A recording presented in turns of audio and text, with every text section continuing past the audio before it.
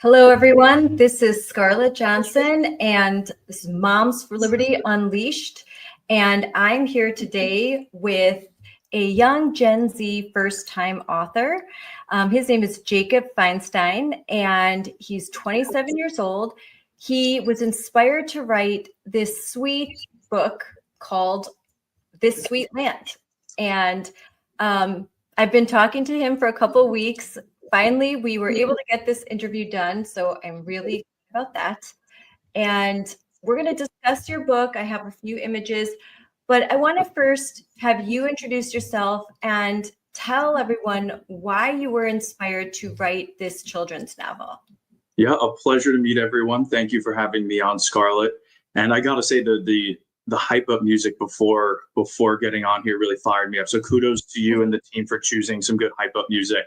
But so I wrote the book for a couple of reasons. So as you mentioned, I'm 27. I don't have a family yet. One day I'll have a big family. But right now I have 2 nephews and a niece under 5 years old. And I continue seeing this troubling content in public schools and libraries. Kudos to Moms for Liberty on being really a leader and bringing this content to the forefront. And it kind of dovetails into this really troubling statistic that I saw, where in 1998, 70% of Americans held that patriotism was a very important value. Today, it's just 38%. And so a country that doesn't love itself can't survive. And I wholeheartedly believe that America is worth loving, preserving, and defending. So you could either be upset about something and do nothing about it, or try to make a change. And so that's really what brought me to write This Sweet Land. And you were telling me, so you were raised in New York, so you're a New Yorker, and you were in Chicago, and now you're in LA. Mm-hmm. And so hold on, just one second. There's a little bit of a noise thing, and I can edit this. I was hearing a bit of an echo, so I just want to make sure that the settings are okay. Was it coming when I was speaking? No, when I'm speaking. Okay. Hello. Okay, better. All right. So that's fine. That's why I like to record, because then we can edit it. No, it makes in action. Justified in action. Get to do some things in action. So. All right. So Jacob, you are a native New Yorker, and now you live in LA. So you've gone from like one very woke area to another even more woke area. I'm not so sure. So what's your story? Like how are you sane? How are you a conservative despite where you've grown up? Yeah, Scarlett, I just follow the best politics in the country geographically. We were talking this before. I was in Boston for a little bit, in Chicago, so I'm just always in the best places for politics. But really, even though my parents aren't particularly conservative, they're very patriotic. And so that's something that I think is really important, and why, what has shaped my views today, because it's unfortunate that patriotism has become a political statement. To say that you love America, you're instantly labeled as a Republican. And I think that's a shame, because I think loving America should be the standard. So I think that bedrock of loving America has helped me really develop my views, because unfortunately, it wasn't always like this. There's one party that I think doesn't truly love America, and the data shows that. Gallup did a recent poll, and I believe it was less than 40% of Democrats were extremely or very proud to be American, and Republicans more than doubled that. And so I think having that foundation, I should say, has really helped me become who I am today and the views that I hold. Yeah, it's so troubling, because you're right. It wasn't like that. It wasn't always like this. I'm old enough to remember when Democrats were just as patriotic as Republicans. You didn't really question that. There were just maybe some different policy views, maybe different views on foreign policy, on economic policy. But I came of age during the time of Bill Clinton, where when Bill Clinton signed the bills that reduced the welfare state. It's just kind of crazy that now there's such a big divide. But so what is your book about? I'm going to put up an image. What is your book about? And what really inspired you for this? Because you're 27 years old. There's a lot that you could be doing, but to decide to write a patriotic children's book and feel so passionately about that, what's your driving force? Yeah, I mean, so yes, this is the cover. I can't take credit for any of the illustrations. Todd Stahl did a great job. My great grandfather was an artist. He was a painter, and that talent completely bypassed me. But I think it goes back to what I opened with, is that a country that doesn't love itself can't survive. And so the best way to ensure that the next generation loves America is to educate them and to ensure that they have good reading materials. I've been speaking with Moms for Liberty chapter leaders across the country, and one thing that I consistently keep hearing is that even in the reddest of areas of America, it's hard to remove from the bad content from schools and libraries. So ultimately, the best way to combat that bad content is to drown it out with good content. And that's really where I want the book to play a role, is that it's another tool that parents and educators can use to ensure that the next generation is growing up being proud of their American heritage. So you can see some of the illustrations that I have up, and this is really sweet. So describe this for me. Yeah, I mean, a lot of it. So funnily enough, people say, oh, this illustration kind of looks like you. The little boy's name is Ben. I shared a picture of me and my dad with Todd, the illustrator. So that's why there is a resemblance. But I remember from very early on loving to go to ball games with my dad. And my parents were always very much, you stand for the national anthem, you put your right hand over your heart, and you sing. And there should be no shame in loving America. And this is just a scene that I had multiple times throughout my childhood. Probably was going to be at Yankee Stadium or Citi Field, given it was in New York. But yeah, that's really where that image comes from. So I'm reading from your flyer about your book, and it says, this sweet land follows young Ben as he discovers what makes United States special. Its roots, the flag, the meaning of bravery. It's a colorful, patriotic story that inspires children to feel proud of their heritage and want to carry America's values into the future. That's so sweet. I love that. Thank you. I'm definitely going to get this book for my kids. This is really sweet. And I just found it so interesting because you're 27 years old and such strong values, and you're committing your time to write something that's for the betterment of young children. When you see, I'm sure you've seen some of the content that is available to kids in public schools. How does that make you feel? The content's not only just anti-patriotic, some of it's very sexual. It introduces concepts that are way age inappropriate. I mean, like the latest book, Jacob has the new dress. I mean, how does that make you feel when you know that kids are being presented with this terrible content? It's disturbing to me. I think it's very upsetting. And ultimately, that's why I've had a recent realization that while I like living in Los Angeles, maybe right now, I don't think it's a place I'd ever want to raise a family, because unfortunately, so much of this content is geography dependent. Even though we've seen that so much of it is in red areas, it's shown me that I want to be around people who are like-minded. I want to be around parents that see this and be like, no, not for my kids.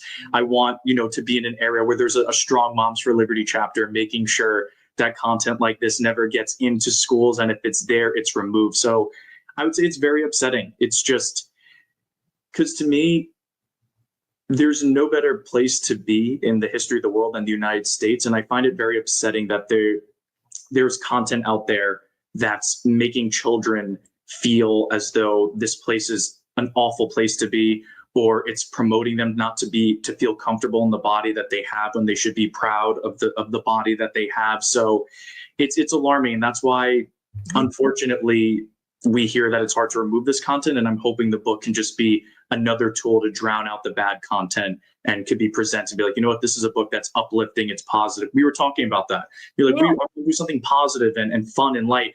This should be loving America and celebrating 4th of July and talking with your grandparents. These are all things in the book. Celebrating veterans. Veterans Day was yesterday. You know, these are things that should be make people happy. And so that's another part of the book. It should bring a smile. It should be proud of being American. Yes, books for young children should be happy. They should bring a smile. They should, you can have a nice patriotic book. And you were at the Moms for Liberty Joyful Warrior Summit. Indeed. So what was that your first Moms for Liberty Summit? Yes, it was my first Moms for Liberty Summit. I'll give you a little background. As mentioned, I've been doing virtual events with a number of Moms for Liberty chapters and chapter leaders. I'm going to shout out two in particular who are like, you have to go to Summit. I was doing an event with North Carolina chapter leaders, Kelly Harris and Amy Kaplan. We were having a great conversation, and they were like, you have to go to Summit. Like, this is who you want to be around. Your book's people will love it. And so I told them there, and on virtually that I give them credit for really pushing me to go, because at first I'm like, am I going to go? And then it turned into such an incredible weekend. I am so happy I went. But one thing that I found really interesting is the fact, at first I was like, joyful warrior, like that's kind of counterintuitive, because you would think a warrior is someone who's going to be, like I'm fighting, I'm angry, I'm going to do what I need to do. And while we can channel that energy, you really did feel the joy in the room, where you are supposed to feel uplifted about who you are, what you believe, and the country that you're from. And so, yes, it was. But to answer the long-winded way, I just want to say it was an incredible event, just to give that the kudos to where credit to where it's due. It was my first summit, and I don't plan on being my last. So I'm excited for next year as well. Oh yeah, it'll be great. And so you in California, have you spoken to any Moms for Liberty chapters there? Yes. So I will give a shout out to another person who deserves a lot of credit, who really kicked this all off, Madison Miner of Orange County. When I moved out here, I went to coffee with her. She loved the book, and she was the one who really helped kickstart my exposure to Moms for Liberty. So none of this would have happened without Madison. So I give her a lot of credit, and her organization, Protect Our Kids, is an amazing one. I attended their inaugural Conservative Educator Summit, and it was amazing to see an inaugural event with the attendance and energy that it had. So excited to see where that goes further. But Madison also 100% deserves a shout out here. Have you spoken with Sonia Shaw, who's running for State Superintendent of California? She was at the event. She spoke. I haven't spoken to her personally, but she was a featured speaker at that educator conference. Well, I'll have to connect you, because she's a friend of mine. And I know that she would love to talk to you. And this is exactly the kind of content that she would like more California's children to be exposed to, rather than the radical content that they are. She's a current Chino Valley School Board member, and she's a tough cookie, but she's so sweet. And she is a joyful warrior. Emphasis on the warrior. That when she was at this event, you can tell she's not taking any crap. She's here to play, and she's going to fight for what she believes is right. Yes, and she is the first state candidate that Moms for Liberty has endorsed. So we are endorsing her as State Superintendent of California. We normally just endorse in school board races, but so she is our first statewide candidate, because we want to support her effort. And she's just so passionate, and she's up against a lot in California. So indeed, to say the least. Yes, to say the least. So for those who are watching Moms for Liberty chapter chairs, Jacob will meet with your group virtually and possibly even come in person. So if there's other chapters in California, or if you want to reach him, what should folks do? What should moms that would like to talk to you and work with you do? Where can they contact you? Yeah, I would say you can contact me. I have 2 social media platforms. I have X, and the X handle is Jacob, and I spell my name with a K. So if it like my son. Yes, we were discussing that. So it sounds like Scott and my parents are both Bob Dylan fans. Yes, and Yeah, so my parents were inspired by Jacob Dylan, Bob Dylan's son, and that's where I have the K. So it'd be Jacob L. Feinstein on X, and then Jacob Feinstein on Instagram. If anyone is interested, please follow, shoot me a DM. Would love to continue engaging with Moms for Liberty chapters. All right, I am looking right now. I'm making sure that I'm getting this right because I'm going to put this out there because I want people to follow you, Jacob L. Feinstein. So just tell me, I'm going to put this up, and if it's spelled wrong, tell me. Is that right? That looks good. Yeah, just the F is capitalized and the J isn't. If you just for aesthetic purposes, Okay, yeah. you wanted to change that. Because it should be all on, like, it doesn't really, let's see. There. Let's do that. Yeah, and I would just capitalize the L in between, and then we should Okay. be, everything else looks good. Yes, so capitalize that. I'll fix that. But and then where else can they follow you? On Instagram, and that's just Jacob Feinstein. There's no L there. Okay, so on those, and then they can DM you and talk about, doing a virtual event where you talk about your book. And then, so how is it going? Are you on Amazon? I am on Amazon. I could send you a QR code that you can flash on the screen. Yeah, send it to me. I'm going to put it on. It's hyper designed. It looks really cool. So I'll send that to you right after this, and you could flash that on the screen as well. Yeah, send it to me, and then I will put that. I can also put that out. I'll put that in social media promotions as well. Awesome. That's Nothing great. like a good QR code so that folks can get. Agree. It makes life a lot easier. I know palm cards, so much easier just to have like a palm card or something, QR code, they can pull it up. But yeah, so here's the book. Are you going to be writing any more books? So I would like to. I have the shell of another one, but something I've learned, I'm a big reader. I love reading biographies, and I was a history major at school. And one thing that successful authors and people in general have done is focus on one thing at a time. So right now I really want to focus on This Sweet Land and making sure it can get the breadth that it deserves. And from there, we will work on other books.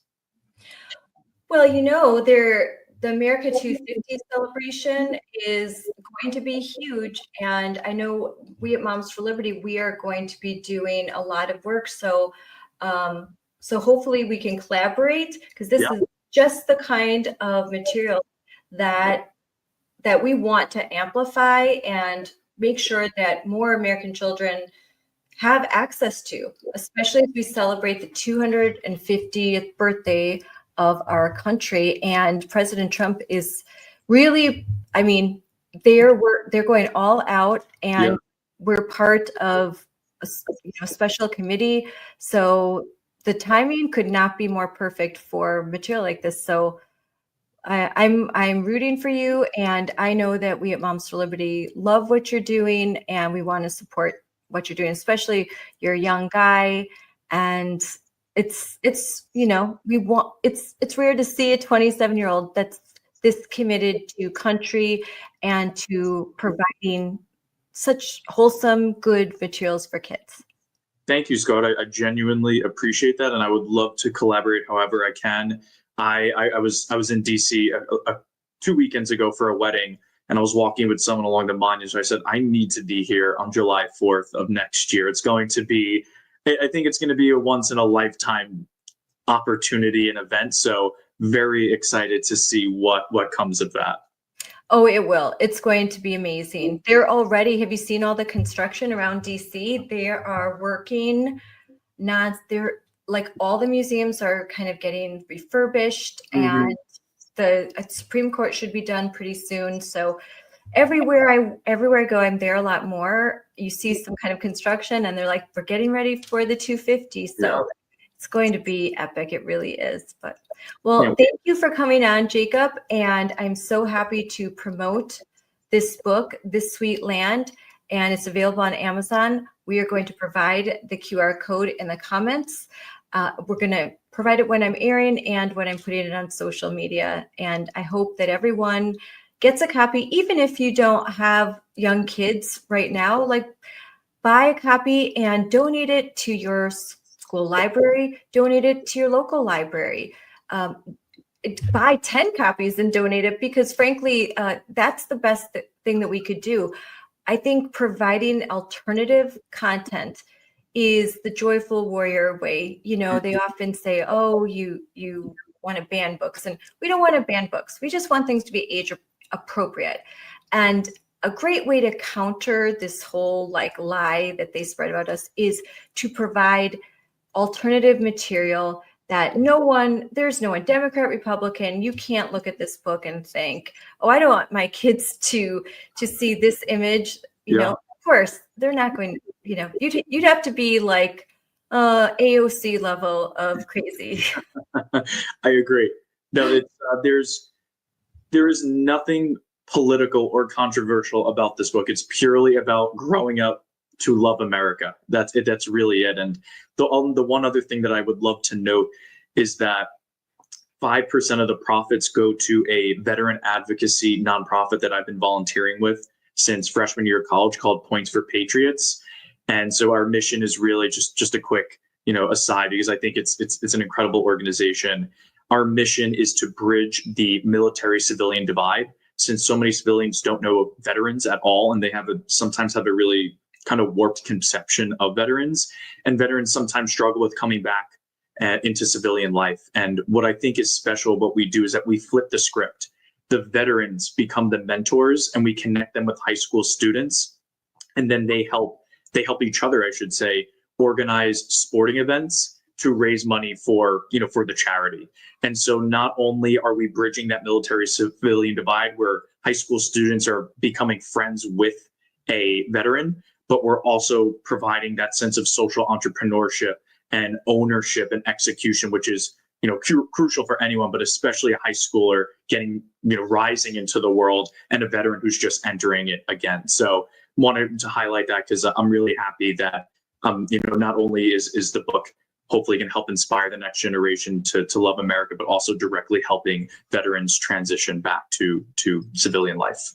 That's amazing. Oh, I'm so proud of you for doing that. My father is a veteran. He served in 3 tours, 2 in Iraq, 1 in Afghanistan after 9/11, and he's a Marine. And you know, and my brother's a Marine, my grandfather, like all the way back. So I really appreciate what you're doing, and that's tremendous for veterans and for students, the kids that get to work with them, and both equally benefit. So that's amazing. Sure. That's right, 5%. So can't go wrong here. So I think everyone pick up a copy of this book, buy like 10, and this great gift, a great Christmas gift, and a great, you know, lots of times in schools, they'll ask for donations for that we provide for other children. So I'll be sure and buy this book, donate it to the school, and donate it to charities. There's like the Toys for Tots, the Marines too. There's a lot of different charities where we donate toys and books. This should be one of them. So thank you, Jacob. Well, I'm going to go make dinner. And I'm going to order a copy of this book. And it was I'm also going to send you one as well. So just it'll be on its way. Okay, great. Well, I want to buy some books too, because I want to support what you're doing. So thank you so much. And thank you for coming on. Thank you for your patience. And I hope that we talk very soon. Sounds good. Thanks. Have a great rest of the night, Scarlett. Thank you. You too.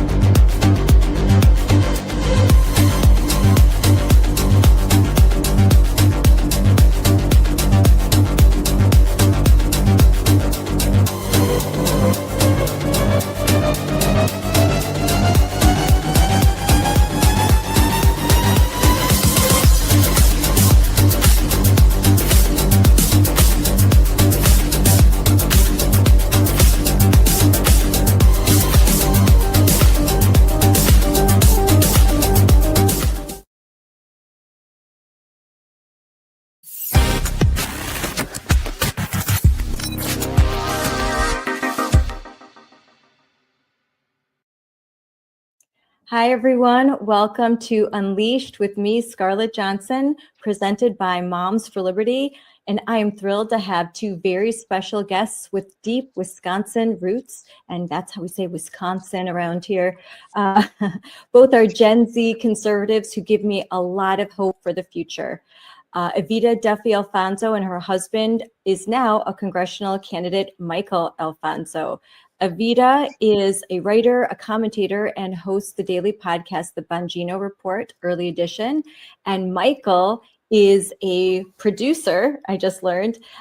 He's a Vilas County native who has recently announced his run for Congress in Wisconsin's 7th District. I think it's amazing that two young people, Gen Z conservatives, are just doing so much already. It, like I said, it gives me hope, and that's why I wanted to have them on. I want to talk about their story, what's at stake in Wisconsin, and issues that matter most to parents and families and voters. So thanks, guys, for coming on. Yeah, thanks for having us. Evita, quick little bios, like you're the oldest of 9 children, and your mom is Rachel Campos Duffy, who I love. She's the co-host of Fox and Friends Weekend. You're in her studio right now. She is a strong female conservative voice in America. We all appreciate her at Moms for Liberty. We love her. And your dad's Sean Duffy. He's a former congressman and now is the U.S. Secretary of Transportation in the Trump administration. And he's a favorite in Wisconsin as well. Michael, you are a native of Vilas County. You currently are in Wausau, Wisconsin. You worked your way through UW-Madison doing construction work and road paving. Like you are the embodiment of the American dream, pulling yourself up, like just that individual spirit. You are the grandson of Cuban refugees, and now you are a candidate for Congress in Wisconsin's 7th District, which is amazing. So let's start from the beginning. How did you two meet? Well, we actually met in Wausau in middle school. So both of our families moved to Wausau around the same time, and that's when we met each other. Yeah, so we went to high school together, middle school together, but we didn't start dating until after high school graduation. And then we dated all through college and got married in the summer of 2022, right after we graduated. I graduated college, and President Trump was actually at our wedding, which was amazing. So it was a lot of fun. Oh, that's amazing. So where did you guys go to college? I know we said Madison for you, Michael.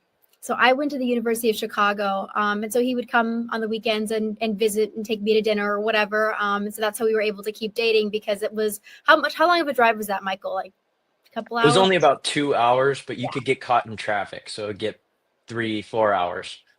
Yeah. But then, so I mean, your viewers know about this because everybody's a mom here. We got shut down during COVID, and so for half of our college careers, Michael and I were back home in Wausau with our families, and so that made it easier on our dating life. But also, it was really hard education wise because we were defrauded out of our tuition dollars with remote learning. Oh yes, I had my son and daughter who were in college, doing learning at the house. And my son started off medical school virtual. Like his first year of medical school was completely virtual, which I just couldn't even understand. And but his second year, when they all finally met each other, they were still required to wear masks. It wasn't until his junior year that he's looking around and he's like, oh, that's what you look like. It's tough. It's really tough. It was hard on kids, on college kids. I know we talked a lot about what's happening to elementary school kids, middle school, high school, but even in college, I couldn't attend my son's graduation in person. We had to wait outside and like watch it from a screen or watch it from our phone. It was horrible. I had a friend who he is hard of hearing, and he relies heavily on reading lips. And so when he came back into the classroom and had to have a mask on, he could not understand what his classmates and the professor were saying. It was horrible. I almost got expelled because I refused to get the vaccine, and then the booster mandate. We had a vaccine mandate and a booster mandate. They almost expelled me. A friend of mine who went to Union College in New York was actually expelled for refusing to teach her. Wow. So We forget how bad it was. We forget how bad it was. My daughter ended up transferring to Florida to go to nursing school because she was going to be required to get the vaccine. And Florida was, so we moved we had to move her to Florida just so that she would avoid, because I want grandchildren. yeah. Yeah. It was I wasn't going to risk it. Although Michael has a funny story from UW Madison and the quarantine dorm. I don't know if you want to tell that, Michael. Oh, yeah. So, COVID was a crazy time, but there was kind of these restrictions that they put in place for kids that they thought were going to make them safer. So when you got COVID, especially if you were a freshman in the dorms, they would send you like sort of off campus to like one of the far, far away dorms. And they didn't have any, hall monitors or RAs because they didn't want anyone to get sick. So it ended up being an absolute party dorm. People were trying to get COVID to go to the dorms. And I remember coming there home. was no supervision. It was just like a free for all in there. I was coming home from the library at like 12 o'clock at night, and you could see the strobe lights and hear the music from the dorm as I was walking home. It was ridiculous. That's one I haven't heard. My son was in Madison, and I know they tried to do like the passport thing. Like he ended up having to get tested every 24 hours because the only way you could get into the classroom was through your phone, and they had to scan negative. And it was then they tried to do, didn't they try and do like a tattletale site, like Yes. if you see someone say something, and it turned out that people were taking pictures. Yeah, it was a nightmare. Some of us may or may not have had really good friends who would prop a side door open for us if the passport wasn't working so we could get into class. But yeah, it was a nightmare. So at my school, we had a commie snitch list too, where they basically said, in order to attend class, you have to sign a document where you promise to turn in your professors and your classmates if you see them violating any university COVID rules or city of Chicago COVID rules. It was deeply I don't know, collectivist and disturbing. And it not only that in the document they had you sign to attend class, they said you have to agree that COVID poses a serious public health threat. Well, I didn't think it did, and so I didn't want to sign the document, and so they wouldn't let me go to class. And it was a disaster. They made life really difficult for any student who didn't want to comply with an experimental vaccine mandate, the ridiculous mask mandates. It was almost an exercise in mental submission just as much as it was physical submission. It was. I love that you called it a commie snitch list, because that's what it was. That's what it was. It was, snitch and tell. And I think that we can never forget what happened when they had this absolute power. When they had that power, the way that they tried to crush dissent, the authoritarian nature that came out, and the way that they just refused to care about children. And I have one of my daughters is on the autism spectrum with special needs, and they threw her under the bus. Like you said, all of her service ended, nothing in person for almost 2 years. And even virtually, the person on the other end was wearing a mask. Virtually. I am like, what? I'm done with this. I'm done with this. I'm not participating in this insanity. Why would you be wearing a mask in a room that you are alone in as you are talking to my daughter who needs to see your lips moving? Because this was speech therapy. It didn't. Yeah. It was crazy. It was completely unconstitutional, every single rule they put in place. And that's why, for the first time, young people were really smacked in the face with, oh yeah, it turns out no matter what the Constitution says, if you don't challenge these people, if you don't fight them, they're going to just do whatever they want. And I think you see a big movement of anyone that went through the nightmares of COVID, a massive shift to the right. So Michael, this must have had a very serious effect on you, that you're very young, you're living in this sort of, in Madison, which we call like the Socialist Republic of Madison. It's like I mean, crazy town in Wisconsin. Wisconsin, you look at a map after an election, it's just red, red, red with these little blue spots, but it's Yep. Milwaukee. Maybe there's a few other areas, but there's a concentration in Madison because it's our big university. It's a well-known university. I have kids that have gone there, and the leadership there is far, far left. So you went to school there, you saw something, then lived through COVID. Did you know that you would eventually want to run for office? No, I've never thought of myself as someone who would be a politician. Frankly, I was so disinterested with politics until politics became interested in me. And it's come to a point where I can't live my normal life the way I wish I could. And a big part of me running is to make sure that when I start having kids, they don't go through the same disasters that I had to. I hope my kids never even have to look at politics, that it becomes so simple for them. Do you feel like this is almost service, this is duty, that this is something that you have to do, not necessarily what you want to do, but what you have to do because young people have to get involved, they have to participate, and they have to serve in order to save our state and our country? Yeah, it really is service. And I would say it's not just me who feels this way. I was actually at a Turning Point event. They were starting a new chapter in Wausau where Avita and I where we met. And it was amazing. There's so many young people, they want to get active and they're not sure how. And Turning Point is showing them, here, you can knock doors. It might be scary, just knock 5 doors. It makes a huge difference. But I would say you're seeing a lot of young people who have just made the conscious decision to be unapologetically conservative. Even if they don't go further than that, they're not curbing their beliefs. They're not going to hide in the back offices. They tell you what they think, and it's really encouraging. Now, Vita, you're his wife. It is a big deal to have a spouse running for office, but your dad did it as well. So this is something that you grew up with parents who serve. What was it like to be as a kid to grow up with parents that were well known, your dad, a congressman, and now that you're the wife of a candidate? So my dad was in office from 2010 for another like decade, and he was wonderful, and he's actually was the member of Congress in the district that Michael is running in now.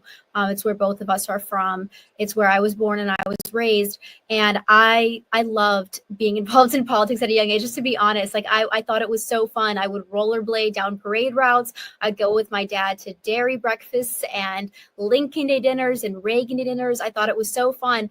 And in rural Wisconsin, I'm not like a Virginia member of Congress's daughter, so I don't get to go to all the fun DC events. I'm one of 9 kids, so we didn't have the money to constantly send us over to be part of that DC world. So I didn't even really know what that was about. I just loved the travel and the experience that gave me. And so I don't know, I'm so excited that Michael is running now. I think it's awesome. And I'll just say this, if you look at who are the young members of Congress right now, we're not being represented very well as young people. We have Maxwell Frost. He's horrible. He's probably one of the worst members in Congress at the current moment.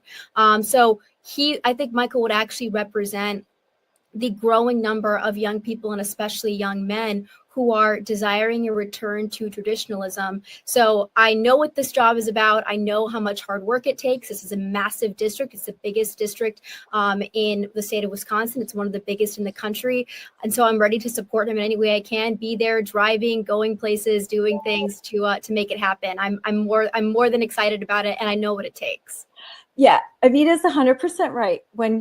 Because I have worked many campaigns across Wisconsin, and I was a surrogate for Trump.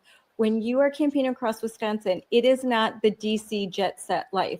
It is going, but it's wonderful. I fell in love with Wisconsin going through it, and the area that you'll represent is so beautiful, and it is for Moms for Liberty.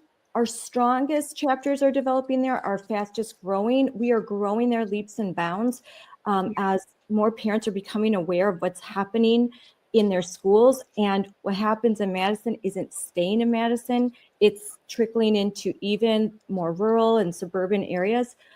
But you go to state fairs, you go to farms, you're doing things in a community, you're surrounded by real people.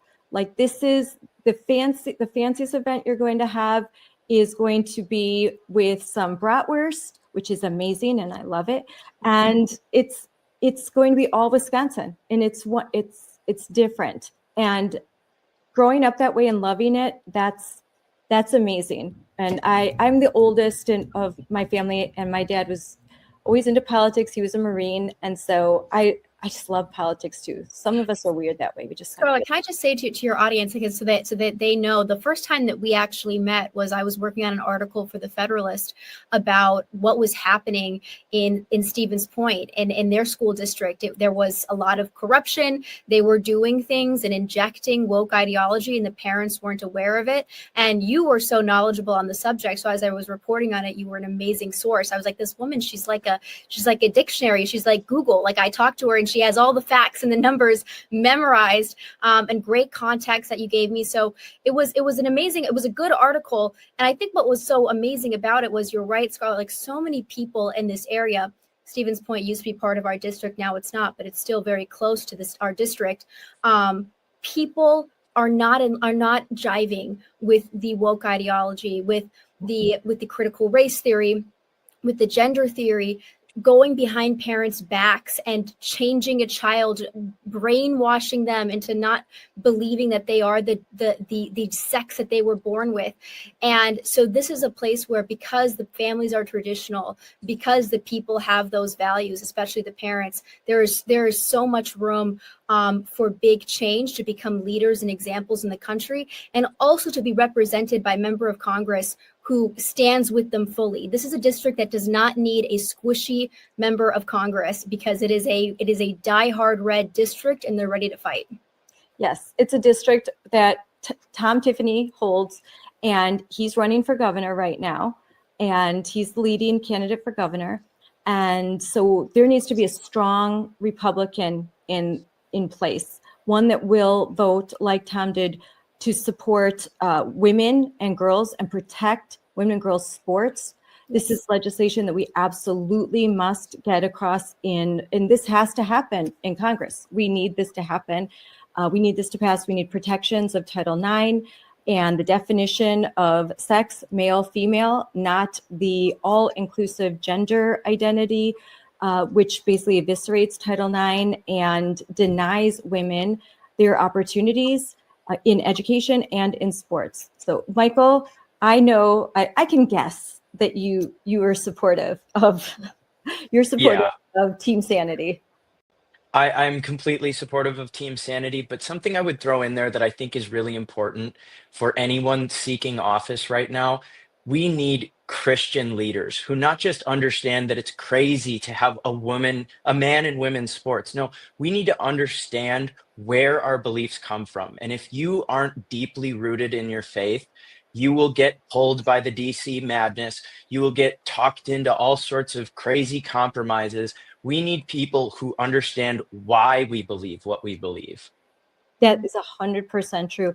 And you said your grandparents are refugees from Cuba. So you must have heard some pretty terrible stories of what it was like for them to live in a country that denied all Western values and Christian values. Yeah, it was horrible. Cuba went from one of the greatest places to be in South America, Central America, to practically within, a decade being the worst place you could possibly be. And my grandparents were lucky enough to see the writing on the wall and to leave. But many people were trapped there. And I actually have extended family who I've never met who are over there. And I think when you see people like Zorhan Mamdani preaching free rent and free healthcare, that it can sound great, especially to young people who are struggling so much. But that's why we need leaders who say, no, this isn't you think you're just going to get free rent, free healthcare, cheaper groceries. That's not what happens. What happens is equitable suffering for everyone.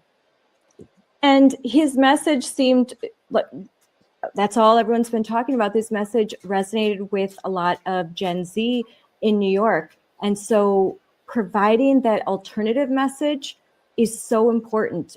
I mean, Evita, what I know, because you're on a show daily, Don Bongino. How important is it for us to have a message for kids your age? I have kids your age. Yeah, so I would say part of why Zoran Mamdani won isn't that he's a communist necessarily. It's that he's a populist. Zoran Mamdani was actually talking about how do we lower the price of rent? How do we lower the price of groceries? How do we make life in New York City more affordable? And that's a winning message. And it's a winning message, but it actually, if you're Zoran Mamdani, you're not going to get winning results. This, again, is what Michael said, it brings equitable suffering to everyone. We can message the same way Zoran Mamdani is on the right and actually deliver for people. That is what MAGA is all about. It's about lowering the cost of living. It's about making life better for regular working class Americans. It's about increasing those deportation numbers to increase the value of labor in this country. It's energy independence in this country. It's tax breaks for married couples with children. These are policies that we could implement on the right, that we could champion on the right, and we have been, but I think more of us need to do it, that actually speaks to populism, speaks to the issues affecting young people. Michael has been talking about really incessantly on the campaign trail the ability for young people to own a home. How do we make that happen? Right now, in the 1970s, a home cost 2 to 3 times the annual income. Now it's nearly 10 times the annual income. It's gotten out of control. And so we need to be talking about things that people actually care about, especially young people. Zoran's doing it. The only problem is he's not going to actually fix the issues. You're exactly right. There is the affordability crisis. That is real. And as conservatives, we have to understand that. I know Ben Shapiro would say facts don't care about your feelings, but sometimes feelings don't care about facts. And with the numbers that you mentioned, we need someone to talk to young people about what's happening in a way that they can understand. And the messenger has to be someone that they can relate to and feel like, okay, this person gets it. This person understands what I'm going through, and have those solutions. There are a lot of solutions out there that people don't know about because they're not in our echo chamber. And it's hard for us as in media. It's hard to get that message out because there is a concentrated effort to keep the normal American people knowing what's going on. Like what you said with Stephen's point.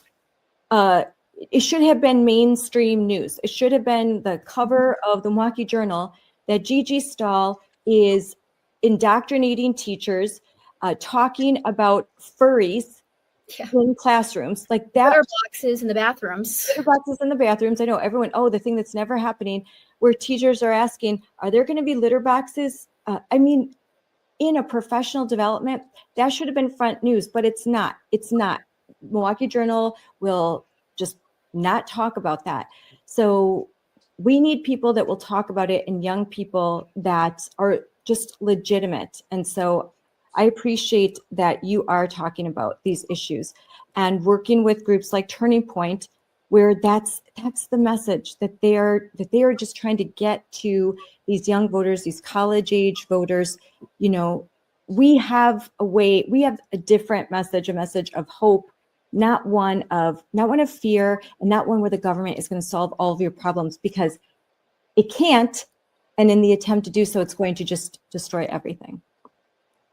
Yeah, I couldn't agree more. And, that is really the key. It's small government. And the socialists like AOC or Zorhan, they get the easy, cheap, quick fix where they just add price controls. That's not what it is. It's actually a really long process. Part of the issue with Wisconsin particularly is the permitting process. You have to go through a local permit. You have to go through a state permit. You have to go through a federal permit.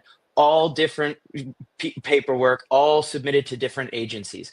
It's really the government that is causing the lag in business. It's not government that's going to help it somehow. Yep. Yeah. And the government getting involved in lending is not a great idea. It's unleashing private enterprise. It's free market solutions. That's where we're just find the answer. Just look at what the government gets involved in lending in the biggest portion. Students. student loans. What has happened to tuition prices over the last 30 years? They've tripled, quadrupled. I don't even know, but it's ridiculous. Everything the government touches gets more expensive. And when they stay out of it, look at your cell phone plan, it goes down. Yeah, in the 80s, tuition was $2,300 in today's money, and now it's actually averages around $10,000 a semester. So tuition is out of control, and it's saddling our young people in debt. And by the way, a lot of their degrees are useless, so they're not able to find jobs. 60% of young people who graduated last year are still looking for their first job. This is a problem, and one that can be, again, truly addressed by the right, and the Democrats are talking about it and putting out some really terrible solutions.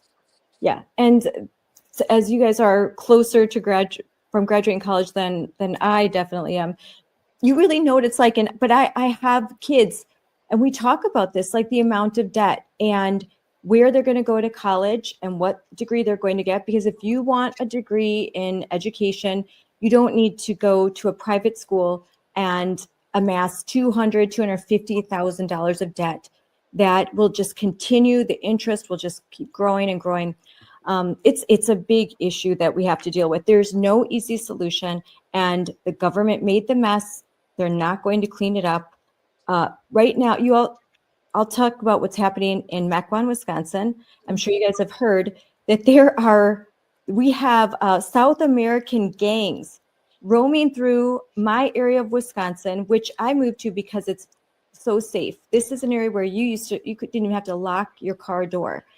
But there have been rampant burglaries, and they're happening in the middle of the day. Cars getting stolen out of the garage in the middle of the day because people leave their garage open, and it's happening so fast even while they're in the house, or run to the grocery store, come back, and you've been burglarized, stealing watches, high-end electronics, purses, cash, in and out. And it got so bad that the Mequon police put out a public statement. It made the news. It's now gone viral, warning Mequon, Wisconsin residents, hey, be careful because there's these bands of illegal aliens running through your community.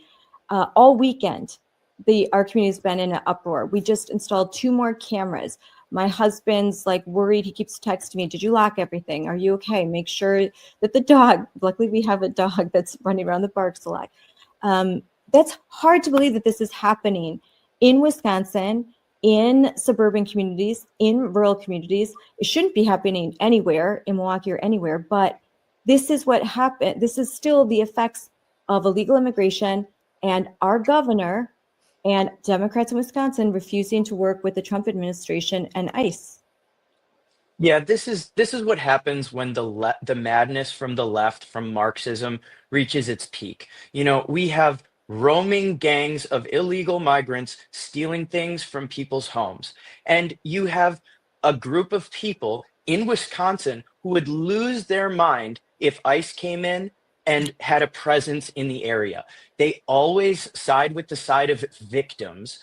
That's all they care about. They don't use their brain. And really, that's the best part about being a young person. We're not prescribing some radical new ideology. No, we're prescribing common sense. When you have a roaming gang of illegals, arrest them at whatever means necessary. This is ridiculous. Yeah, the Trump administration, I mean, they secured our border, which was necessary, and we need that, but we also need deportations. You have millions of people who are still here, let in under the Biden admin, and we have no idea who they are. It's a massive crisis, and some of them, of course, are stealing from homes in Mequon, so they need to go. And there's this narrative that the left has kind of been successfully pulling, that this is inhumane, it's wrong, it's evil. What's inhumane is keeping people in this country, first of all, who are criminals, and second of all, who are devaluing labor and taking opportunities away from regular Americans. We have lots and lots of people who are ready to work, many talented people who are here and ready to work. And so this is a crisis of legal and illegal immigration, and we won't have a country in a few years if we don't address both. So I have friends who live in Chicago, and they've told me, and I've talked to some people off the record, and the belief is that the Trump administration's success in Chicago has led to what's happening here in Mequon, that they've moved because ICE has been, the presence there has been very helpful for Chicago in reducing crime, but these crime rings have now moved to Wisconsin and other states because they've been driven out of Chicago. So glad for the success there. Welcome ICE to come here and to continue that. Like, I think the presence deters, like, it, you know, you don't feel as confident to do these things when you know that, okay, there's an ICE presence and I will be deported. And so a lot of the crime will then move to another area. So I think this approach by the Trump administration has been successful. And now in Wisconsin, hopefully we will see an increased presence of ICE to deal with this situation.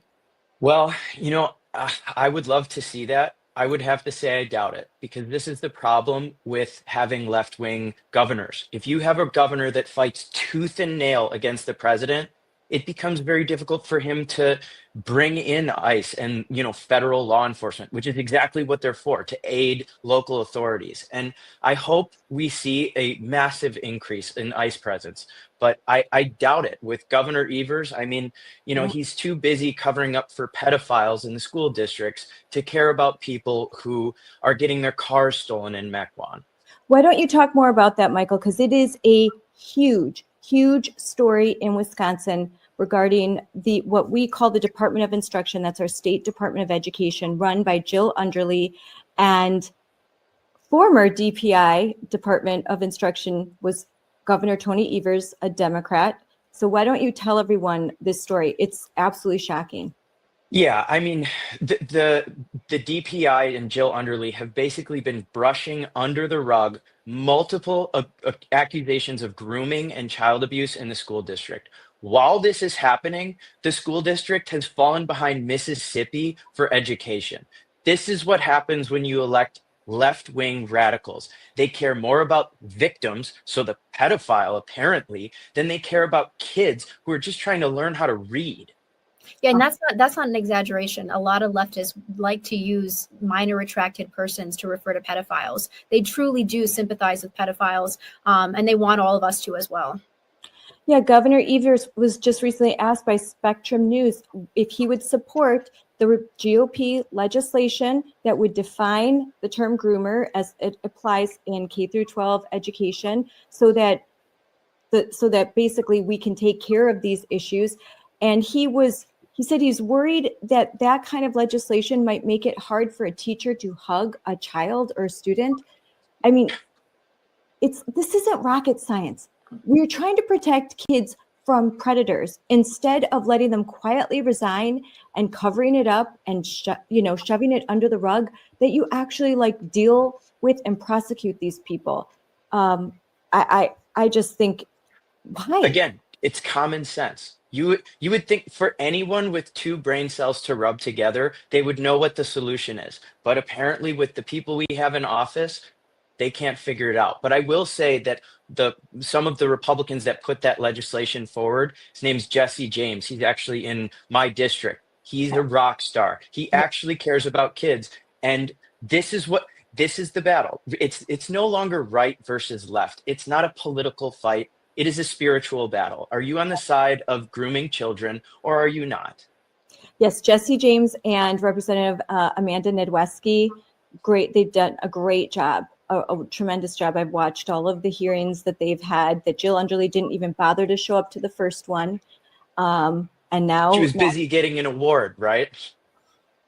Yeah, an award when Wisconsin is dead last in educating children of color, Black children, the worst in the country. Their reading levels are 5%. That means only 5% of Black children in Wisconsin can read at grade level. And she's getting an award. It should be an award for the worst. And DPI recently they changed their report card for school districts, if I'm right about that. And they've altered the way that they are ranking all of the schools in the state of Wisconsin. So ones that should be getting Fs are now, getting passing scores. And I think there's a DEI angle to this as well. So they're ranking schools who have Black and brown students who do somewhat better as higher than schools who are actually having their test scores successful irrespective of race. So it's not accurate scoring, and it is a disservice to the students. The safety and education of Wisconsin students is failing because of Democrats who are in charge of DPI and the school system in general. Yep, you're 100% right. They have this whole complicated formula that has a DEI component. 25% of the scoring is dependent. They fudge the numbers. They have a different formula if you have a certain quota of kids of different ethnic identities. So, and you're doing no service to children in Milwaukee, children that are Black and brown, and being Black or brown, and I am brown, so it doesn't make you inherently disadvantaged. Your skin color has it's completely ridiculous to go along with this critical race theory that if I have brown skin, then, I'm a victim. And if I have white skin, then I am automatically a perpetrator. And both of you are of Hispanic background. So I know you feel me on this. Yeah, and the quote that comes to mind of this situation is from Clarence Thomas. It's one of my favorites. Nothing is worse than the subtle racism of low expectations. When you expect less of someone, they will achieve less. You need to expect the same of every kid, regardless of race, gender, ethnicity, you name it. That's what matters. Kids they want goals to achieve. And if you set, you're Hispanic, so you don't need to read as good as the white kids. It's horrible. They're ruining children. And do you think, because that's another angle. You're young, conservative, Michael. You also are of Hispanic descent. So the woke are like hair on fire, like you're supposed to be one of us. But you have this, the view, you look at the world not through the lens of race, not through the lens of privilege, but through the lens that you should be, like the Western views of America. And that makes you really different and unique. And it's a voice that I think is really necessary to combat this cultural Marxism. Yeah, and that really is the battle we're fighting right now. It's cultural Marxism, and they're even bringing it to practical Marxism in some areas. One of the people running in the governor's race, her name is Francesca Hong. And if you look at the district she represents, she's an assemblyman. It is exactly the Madison district, like exactly where the university is. That's her. And this is where it's coming from. It can come from young people, but there's also a massive movement on the right. It's the Charlie Kirk movement to say, no, what we need Christian conservatism, and that will fix these problems. And it's not the easy solution, it's the hard one, but it's the only one that works. Did Charlie's murder affect your decision to run? Yeah. So Evita and I actually had a job in the Trump administration. I was going to work in the Treasury Department, and we were waiting for someone to get confirmed before I could start the job. And right as he got confirmed, Tom Tiffany decided he wasn't going to run. And frankly, I didn't know if I wanted to, uproot every bit of our plans and, run for Congress. But I felt called to do it. And then Charlie also got shot in the middle of it. And everyone always says, wherever I go, you're 25, you're pretty young to be running for Congress. And I always say, yeah, I am young, but we're the battle-tested generation. We were on college during COVID, BLM, and then, what many of us would consider almost a family member because he was on every TV, every phone. Charlie Kirk got assassinated live on X or television or wherever you watched it. And that was the moment where I think I decided, and Evita agreed with me, that it doesn't matter about age and experience. What matters is your character and your conviction. And we're going to bring that to America and most importantly, Wisconsin.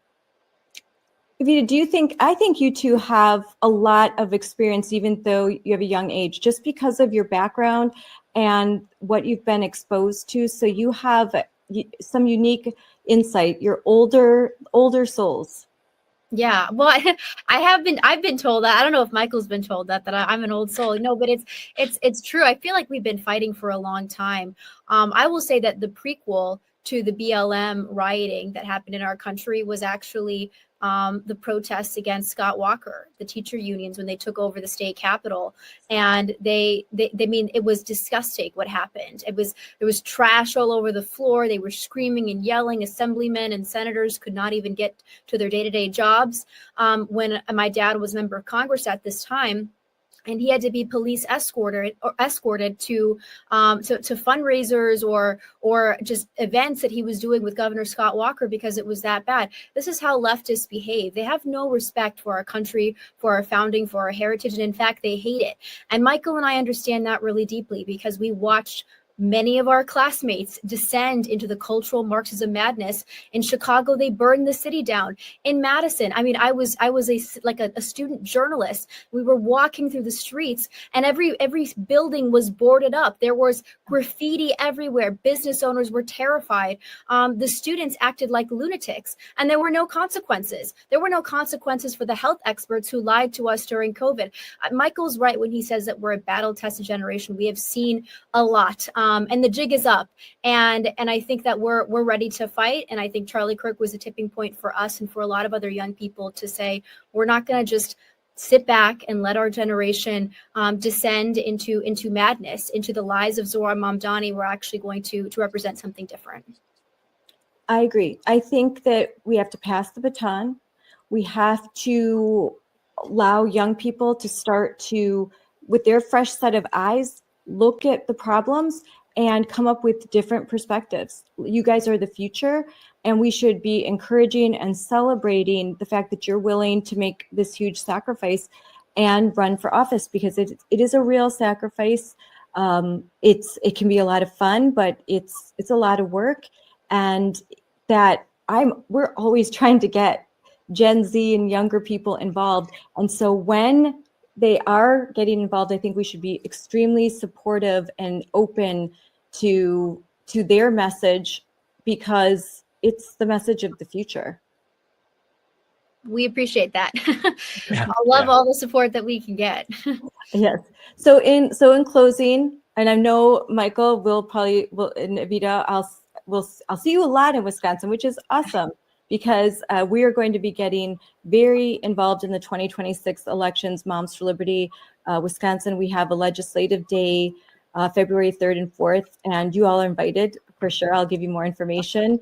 We're inviting all the candidates. We invite the Democrats too. Sometimes they show up, and I would love for them to watch one of my presentations about what's happening in schools, because it would blow their mind. I think blow their mind. But they come in, and then they usually leave after 2 minutes, like, this isn't happening. It's like, yeah, well, I brought the receipts. These images are direct from what's happening in classrooms. But we would love for you guys to join us. And so there's an open invitation. But I'm thrilled that you are running.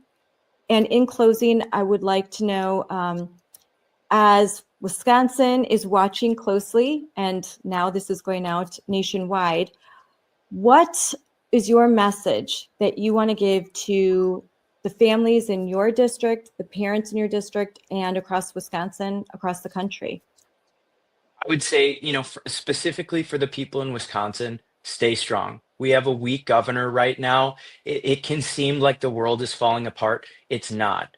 And I would say, remember that although we got our guy in 2024, we have a very, very important set of elections coming up in 2026. In April, we have the judge coming in. Her name is Maria Lazar, and we need to get her in because we can't do anything when we have judges legislating from the bench. And then we need to get Tom Tiffany in. I would even jokingly say, don't vote for me as long as you vote for Tom.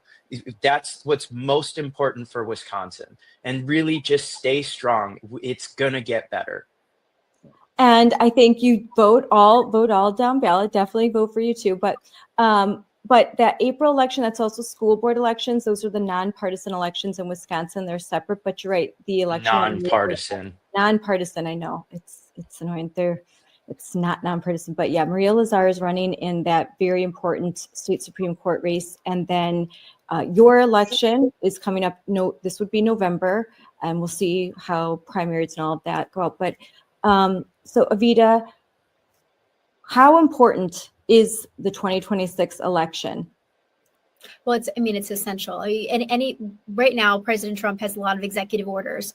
We need to get members of Congress in to continue to actually implement these executive orders into law. Otherwise, whoever comes in next could tear down everything good that President Trump has done, and that includes protecting women's sports. This is across the board, tons of issues. We need to maintain our majority in Congress, at least in the House.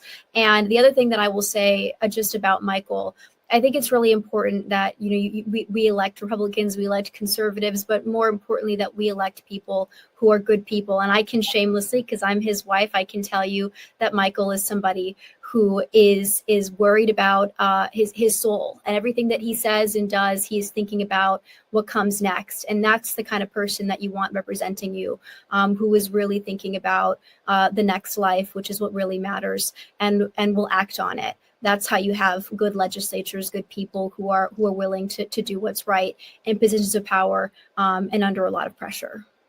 I think that's great, that we need to look at character and not just say, oh, what is your view on the policies? Because Michael, if you are conservative, everything you're saying, it rings true, So what else do you have to offer? And the fact that you are young, you're idealistic, and that you are a Christian, you are unabashed about that, and that you have a message that you're giving to other young men your age, which is similar to Charlie's, which is love God, get married, have kids, and devote yourself to a cause that's greater than yourself. Don't get lost in the material world. You have a higher calling. So I appreciate that. Well, thank you. And that really is the defining thing in every decision. First, it's America first, and second, you always need to remember that there's something after this, and that it doesn't come down to the next election or even the current election. It comes down to what's right and what's wrong. Yes, that's 100% right. Well, thank you guys for joining me. I'm so happy that you're running for office, Michael. I was so pleased to read about it on social media, and that's why I contacted right away. Because I just want to see conservative Gen Z serving in office and taking the lead and us passing the baton to the next generation. I think it's really important for the survival of our state and our country. Yeah. Thank you for having Well, that means a lot. Thank you so much for having me. And if anyone wants to look at the website, we have all of our issues all laid out and how we're going to address it. It's Alfonso for Wisconsin. And I'll make sure I put all that up in comments and links, ways that they can contact you, your website, and everything that they need if they're interested, and if they live in your district, especially, so that they can know what you're about and spread the word. Well, Scott, thank you so much. Thank you so much for having us. You are amazing, and I'm sure your viewers know this, but you are a champion for women, for children in our state, and we are also grateful to you. Oh, thank you so much. That's so sweet. Thank you. Yes. All right, guys. Well, thanks for joining me for this episode. And I'm sure I'm going to have you on again, because there's going to be some crazy things happening in Wisconsin. We're going to be a battleground state. And so it's going to be fun. Awesome. Thank you. Yeah. Thank you for having us. Bye. What a great discussion with tremendous young people. And I wanted to take this opportunity to share my screen and go to Michael's website. So here, let's go right there. There we go. We'll add some volume. Hold on, there we go. So you can hear this. So here you can go to alfonsoforwisconsin.com. And high-paying jobs so people can plant their roots, raise their families here, and build a future they're proud of. Because when young people can't get ahead, they start listening to the lies of socialism. I'm running for Congress to keep the American dream alive. I'll work with President Trump to reform government, keep us safe, and bring down the cost of energy, food, and housing. Some say Congress needs older people with more experience. But let's be honest, they're the ones who created this mess. We need leaders with strong values, fresh energy, and the courage to fight for America's future. I'm Michael Alfonso. I'm America first, and I will never let my home become the place my grandparents left behind. Together, we can save the American dream for your family and mine. Wow. My grandparents fled communist Cuba with nothing but hope and a belief that America was worth the risk. My name is Michael Alfonso, and I thank God that I was raised in Wisconsin, not Cuba. I met my wife, Evita Duffy, in high school. Later, I paid my way through UW-Madison by pouring concrete and paving roads. But the American dream my grandparents fled Cuba for is not the one my generation is inheriting.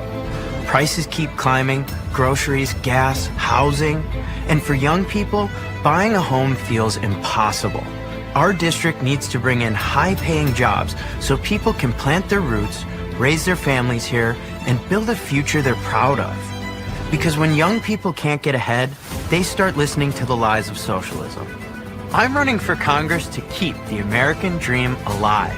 I'll work with President Trump to reform government, keep us safe, and bring down the cost of energy, food, and housing.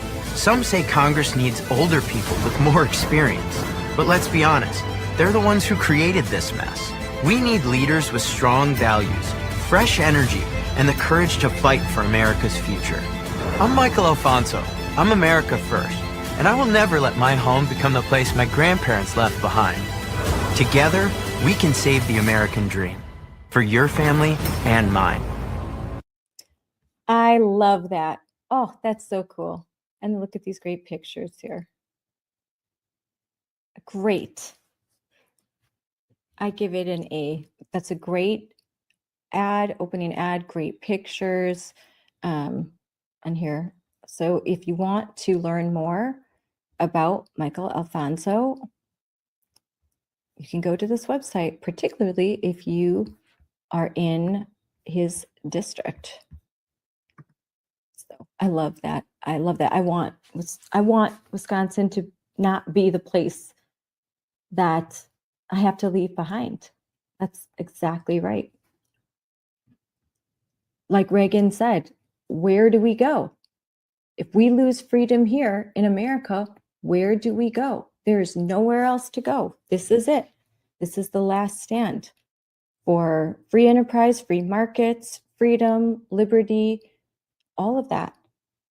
So we've got to fight, and it's so great to see young people that are willing to do so. Here's some images speaking at local events. And there with his father-in-law, Sean Duffy, who is currently working in the Trump administration.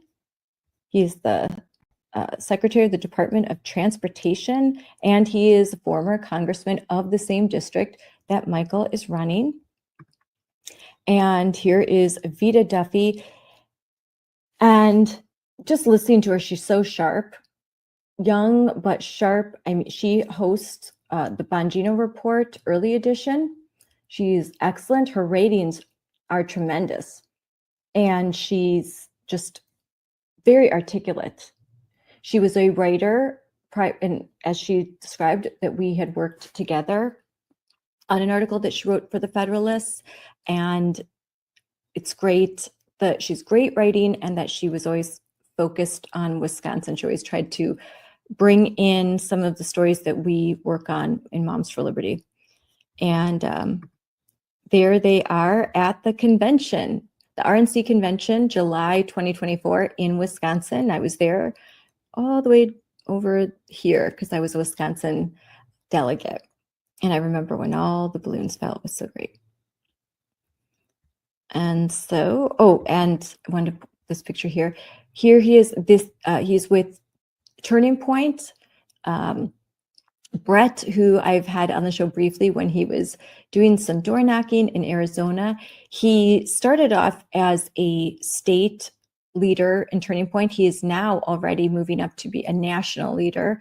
And then here are some of our other friends in Wisconsin that work for Turning Point, and there's Michael. And it's great that he is providing such a good example to Generation Z men. So again, if you want to learn more about Michael, then you'll go to his website. And Evita, let's see, I'm going to get some of I always want anyone who's listening to the guests that we bring on, make sure that you follow them, you subscribe, because they are all tremendous. You can follow Evita right here on X at Evita Duffy _1. So be sure to follow Evita on X at Evita Duffy _1. And you can follow Michael Alfonso, running for Congress in Wisconsin, at Mike Alfonso Wisconsin right here. And so go ahead and follow these amazing young Gen Z warriors for Wisconsin and for the country. They're doing great work.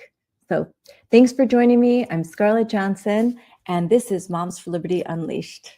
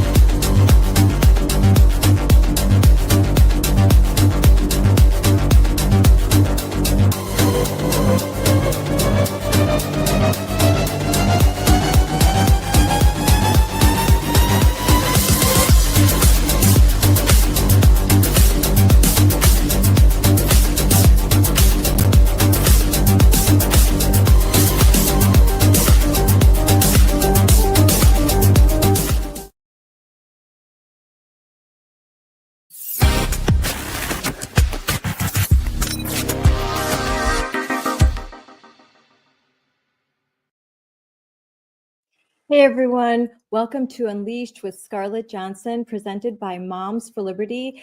And today I am joined by a special guest, Alexa Anderson. She is a collegiate track and field athlete from Oregon and one of the few young women in America brave enough to take a public stand for fairness in female sports. I'm so glad that you could join me, Alexa. We first met in person when we were in Orlando at the Moms for Liberty Joyful Warrior Summit, where you were a panelist on one of our favorite events that we did of the summit. You were with Jennifer Say, and you're with your other two friends that will be joining me later on today. And we're going to discuss kind of the same thing. So I want to introduce you to everyone first. I got a little bit of your bio from your mom. And yes, it says you're wonderful. Oh, good. I'm glad. I'm glad she has good things to say. You're amazing. So, a very proud mom, very proud parents. You are a student athlete from Oregon. You're originally from Oregon. You compete in track and field for the University of South Alabama. You were an Oregon high school state champion in the pole vault. Trouble speaking much, yeah. And finished off your senior year 8th in the nation. That's really impressive.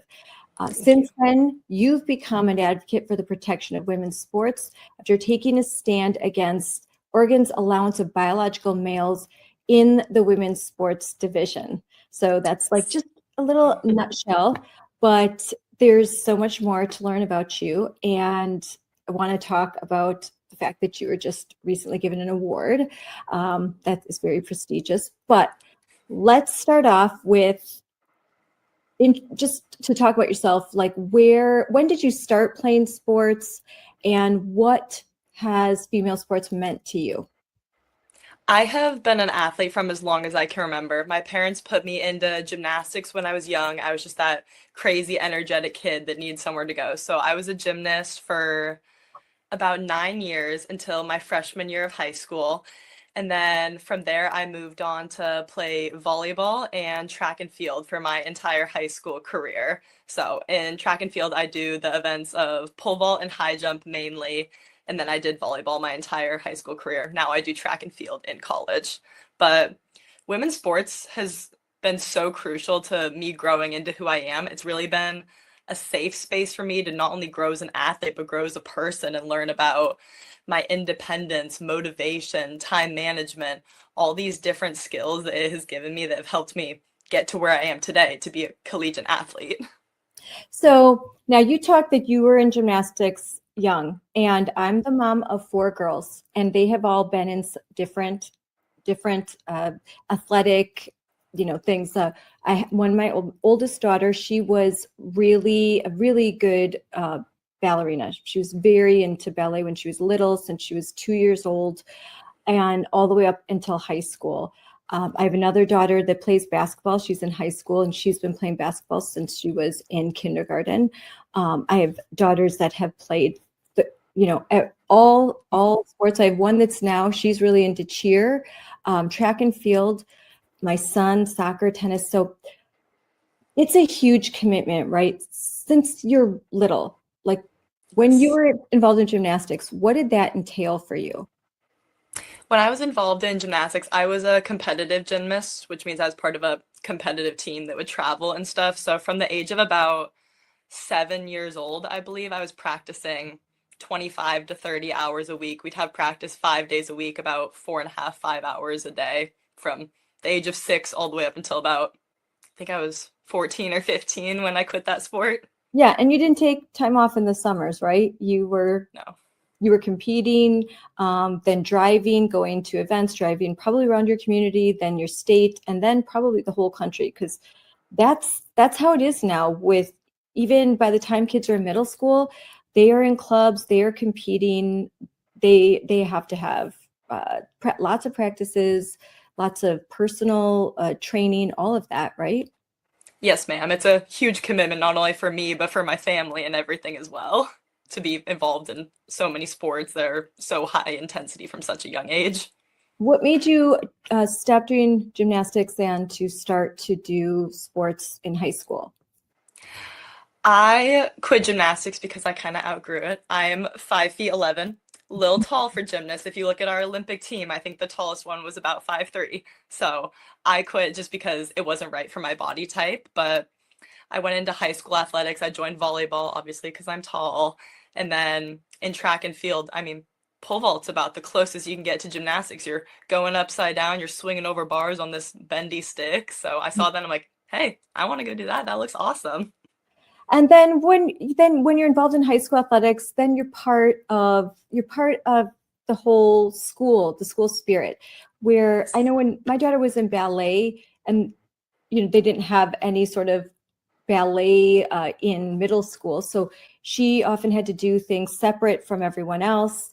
She couldn't go to events like everyone else, and when she got to high school, she made the decision to do dance and track and field at high school, just like you did, because she wanted to have a normal high school life. Was that part of your decision making too?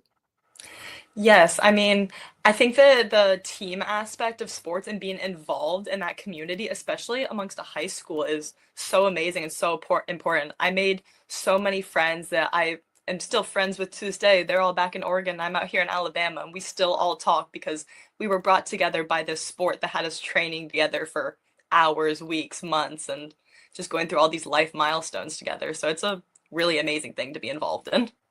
And it's great for girls to be involved in sports because, like you said, the camaraderie, the discipline, and you're so busy from a parent perspective, you guys are so busy, you can't get into trouble. Yeah. You can't party. You just have to study and do your sport, do the training.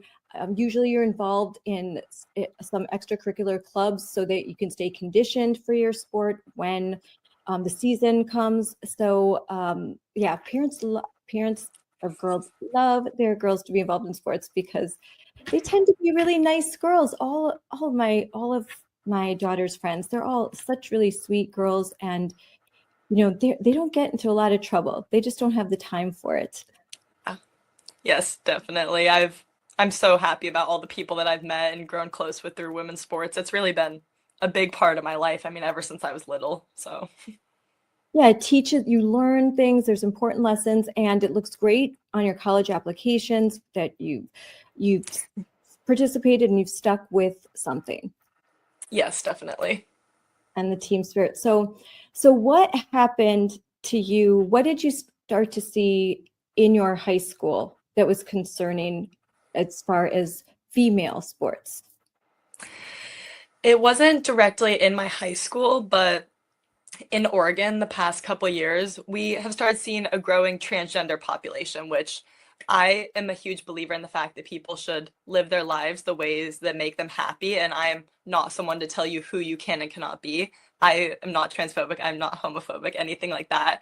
But as we are seeing this transgender population in these states grow, in states like Oregon, we don't have any protections for who is allowed into women's sports. The only statement in the Oregon Schools Activities Association handbook is that athletes can compete in their consistently asserted gender identity. So as soon as they alert the school that they've transitioned genders, they're just coming into the female category with fully biological male, like hormone levels, all that kind of stuff. So we started seeing that in Oregon, which was very concerning to me, not only from a safety standpoint, but from a fairness standpoint. So even if you're in a school where maybe you don't have a specific policy, you're lucky enough, especially in Oregon, you're lucky enough to not have a policy that takes the word sex out of their handbook, but meaning biological sex, male and female, and Yes. instead inserts gender, which I don't believe in anymore. There was 5 years ago, I didn't understand the difference between gender and sex, and now because gender is this amorphous, it can be anything. It's self-determined. Every day you can decide to be a different gender, and that quote is direct from. I have been to seminars that are professional development for educators, and that is exactly what they say. Every day, a kid can come into the classroom and be a different gender, and it's a surprise every day. And this educator said, and I'm learning every day. Every day there's something new. There's a new gender. So when they try to tell you that they don't believe that they just believe in gender doesn't mean that you can't identify as a rock, they're actually not being truthful, because there are even guides to using rock pronouns and a lot of nonsense. It's a lot of nonsense. But that policy means that anyone can just any day walk in and say, I identify as a female, even though they are a male, they presented as a male for all of their, all of the time that they've been in the school.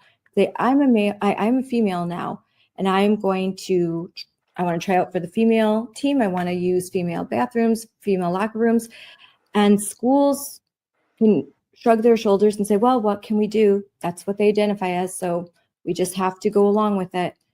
And that is something that you heard about, but you didn't see in your own school. So when did you first have to compete against a biological male? I first competed against a biological male this past spring in the 2025 track and field state championships. There was an athlete from another school who I was aware was transgender, and I had found out had made it to this meet, and that was the first time that I had competed with them. And did you know ahead of time that this person was going to be, I'm going to bring up the news story. Did you know ahead of time that this person was going to be competing with you? Yes, ma'am. They had been competing in the women's division all year. I just hadn't personally competed against them. And so here, I'm pulling this up. First, but there we go. So this was about 5 months ago, correct? Yes, it was in May. In May. So so what happened? So describe to us, who we weren't there. Now, I had been watching this story, and I know that there were members of Moms for Liberty and other parental rights organizations that started to attend these events because this became such just a huge viral story, such an obvious injustice. So describe the events of the day. What happened? Yeah, we went into the meet just like you would normally start it out. We all competed, we jumped. I know that I personally, as well as several other girls, had considered not even competing at this meet because we just didn't feel that it was fair. But at the end of the day, I chose to compete not only for myself because it was my senior year, but for my team because I was in a place where I could score points to help out my team. And that just wouldn't be fair to take away that from them as well. So we decided to compete. I took third. Reese Eckerd, the other girl who stepped off the podium, she took fourth. And the transgender athlete tied for fifth. Me, Reese, and several of the other girls were kind of talking. We were very upset by the lack of protections that the people in Oregon haven't given us girls in our sports. And we all kind of talked about, what should we do? So Reese and I decided we're going to step off the podium. Like, we're going to send a message that this isn't a fair competition. This isn't fair protections for all of us girls. And there are so many girls who are going to be losing opportunities, losing titles, that kind of stuff to biological men. So many other girls had said they were going to step off the podium with us, but in front of all those eyes, it was really scary. So Reese and I ended up stepping off together, and I'm very grateful that she was by my side for all of this. Although at least you had some. And now I'm going to play right here. I'm going to play a little clip that's on, and I don't know if everyone will get here. Let's try and get this. It's our top finalist in the 6'8" girls high jump. In 8th place from Lincoln, Lily Mather. In 7th place from Grants Pass, Callie Brandis. A tie for 5th place, Grants Carly Gendritza. Also in 5th place from Miami Wells, Leah Rose. 4th place honors to Sherwood Reese Eckerd. In 3rd place from Tiger, Alexa Anderson. Your runner-up from South Effort, Paige Shepard. And your 2025 6'8" girls high jump state champion, she jumped 5'5" for Mountainside, Catherine Phillips.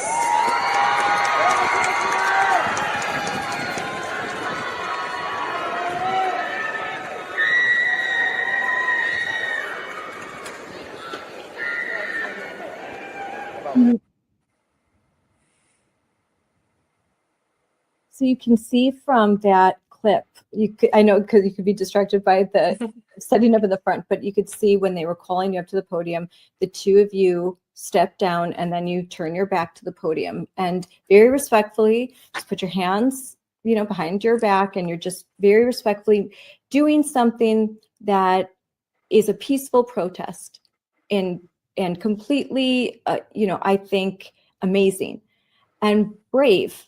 Because like you said, look at all of those people around you.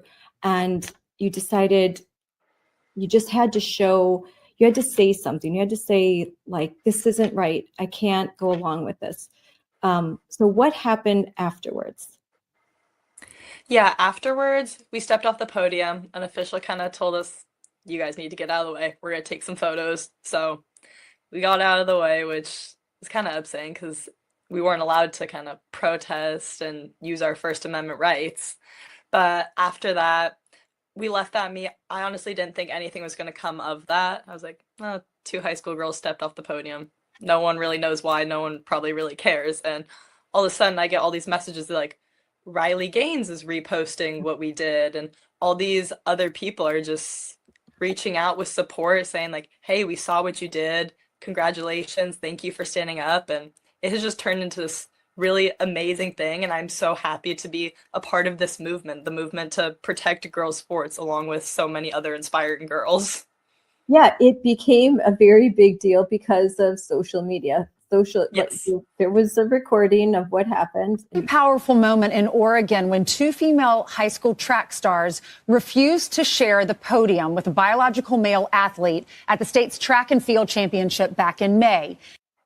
So we're going to get back to this, but just to see, that's a better, clear picture of what you guys were doing there. And I've got right here. So here's a kind of close up.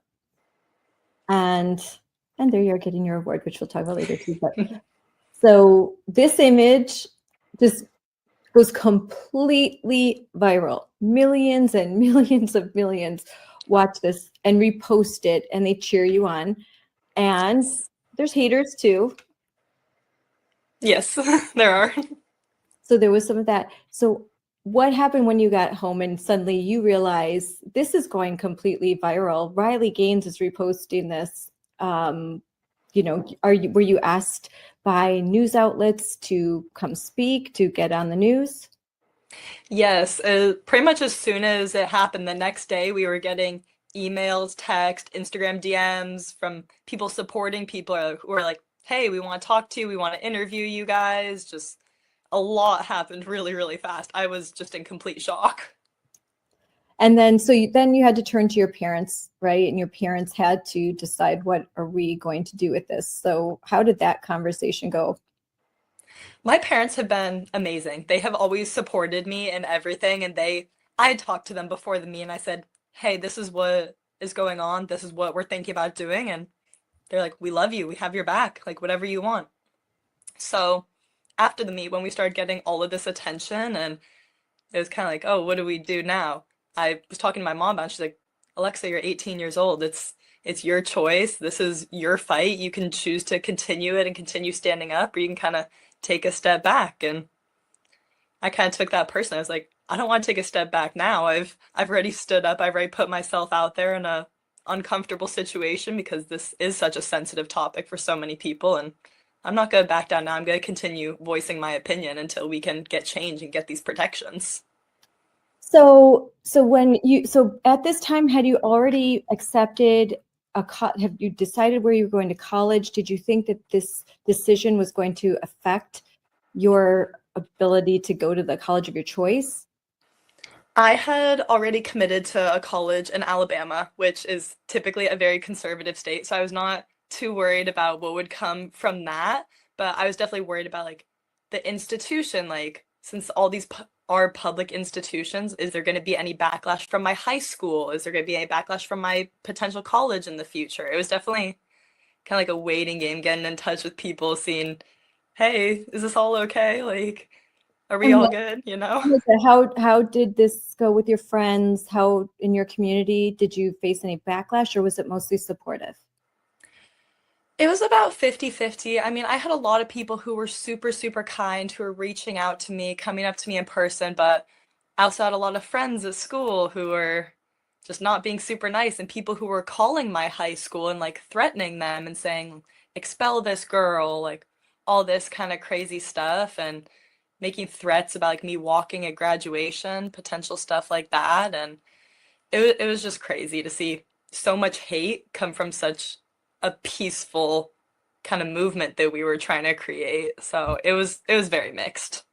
So, and now for adults, especially like me or like a lot of our followers, it might be something that they're used to seeing. They're used to kind of the hate from the left if you've been an activist, but you're just a kid. Have you ever experienced anything like this before, where you're getting DM'd, messaged, emailed, like vile kind of hateful messages? No, never. Honestly, I didn't think that was something that ever really happened. Like you see it, you hear people talk about it, but just in my mind, I could never imagine seeing someone standing up for what they're believing in and then just going to their Instagram and sending like a horrible, hateful, threatening message. Like I could just never see that happening. So it's really hard for me to just open stuff up and see all these hateful comments directed at me, because I could just never imagine doing that to someone, even if I disagree with them, you know? So it was crazy.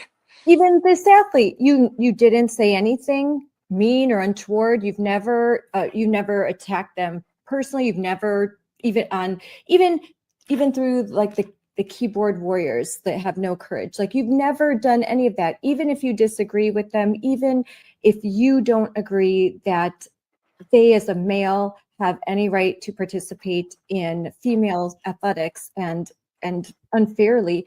You've never said anything unkind towards them.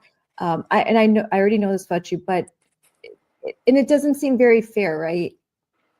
Yeah, because so much of this, it's not about the individual athletes. It's not about the transgender people in the world. It's about the adults in charge who have failed to protect us girls in our sports. That is who we are trying to get the attention of and who we are trying to say we are not okay with what they're doing. At the end of the day, all of us up on that podium were just kids. We're all just learning who we are, trying to go through life, and we were failed by the adults in charge who didn't protect us. So that's who I have a problem with. I do not have any problem with any of the athletes who are up on that podium or any transgender people, anything like that. Yes, you're right. The adults have failed you. That's who have failed. That there is a child that is allowed to that is actually encouraged or affirmed as they suffer from a mental illness, a discomfort with their body, that adults are affirming and allowing that child to live this lie, but also to compete and to with biological females. I don't blame the kid. I blame the adults. I say the adults have failed in their job to do their job and to do what's right, do what's fair, and to protect all children, all children. And I think, have you ever had an experience like with Paula Scanlon, like with Riley Gaines, where you've had to change in a locker room with a biological male? No, I thankfully have not. Because that's even more terrifying in my opinion. That's scary. You feel a sense of injustice when you have to compete in a track event with a biological male. But I think you feel a sense of terror, and that you when you have to change, or they're in your shower room in your private area. Yes, that just it would feel like an invasion of privacy to me. I would feel very uncomfortable just not having someone of my same sex in a locker room that's supposed to be a protected, a safe area where we can change and kind of do all of our stuff. Just the fact that biological men are allowed to do that and can just say, I feel like a girl, I'm gonna go into this locker room today. Like, it's just a very uncomfortable situation. Especially now you're grown up. Imagine 10-year-old little girls. What about Yeah. middle school girls who are already, I mean, when we're 13, how shy, uncomfortable we are. We don't even want to change in front of other girls. More or Yeah. less, biological boys or men that are allowed to use these spaces, it's just uncomfortable. It doesn't feel right. Yes, definitely. And it can be unsafe, especially if it's someone who's coming in there with ill intentions, who just sees this as an opportunity to get into women's spaces. That's really what I think a huge problem is these people who aren't even transgender, who just see these as opportunities to come into women's spaces and do stuff like that. I think that's really a big problem because that's a safety issue for everybody. And now do you play volleyball in college in Alabama? No, I do not. I just do track. You do track, but you played volleyball when you were in high school. And Yes. that's more of contact sport in the sense that, my daughter played volleyball for a little while and we go to the volleyball games. But when they're when you're spiking the ball, I mean, that is pretty fast and it can cause damage, as we have seen. Now there's an issue where having a biological male on an all-female team competing can be a safety issue because it's a team sport and there are injuries. Yeah, definitely, especially in more contact sports like volleyball, like basketball, soccer, all that kind of stuff. If we keep seeing this issue progress before we can get protections, I think we're going to see so many more injuries by girls just because these biological men, they do tend to be bigger, they tend to be stronger, they tend to have more testosterone, which makes them faster, more powerful. So putting them in that kind of closed space where they're going to be like in physical contact, kind of in these physical sports, I think that's just gonna be really dangerous and not safe for anyone out on the fields. How do you feel when adults, because I've seen it, adults will tell you that there's no biological difference between males and females. Testosterone doesn't make a difference. I mean, as an adult, I'm like, are you crazy? But as a kid, when you see adults telling you that, how does that make you feel about adults and how you look at the world?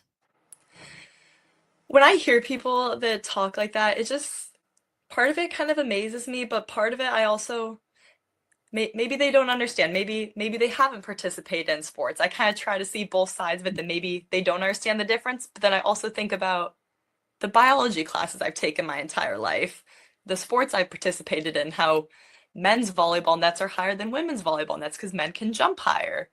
There's just all these little things throughout life that kind of differentiate the ability of men and women. And that's not to say that women aren't capable and amazing and strong and powerful. Just the way that we're built, we don't have the same athletic advantages as men.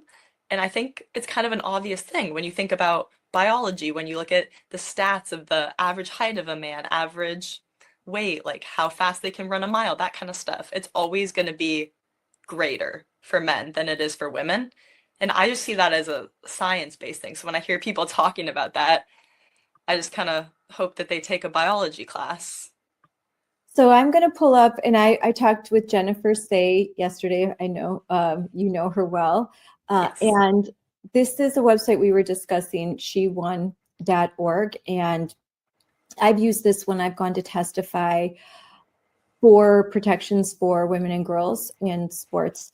And what's really interesting here, and I encourage anyone, if they are sort of faced with these bad arguments that, oh, it's, you know what, there's no difference, that's old science, you know, there's new science, or they say this isn't happening, biological men aren't taking the spots of biological females. So here she won, and according to Jennifer, this is actually outdated numbers. She has some other numbers that are actually higher, but you can see the number of female athletes, the number of medals, competitions, and sports, the opportunities lost to women. And here, I mean, here you go. It's thousands, and Yeah. and if you want to, and this is, there's just really good data. So you could see, look at track and field. This is your area.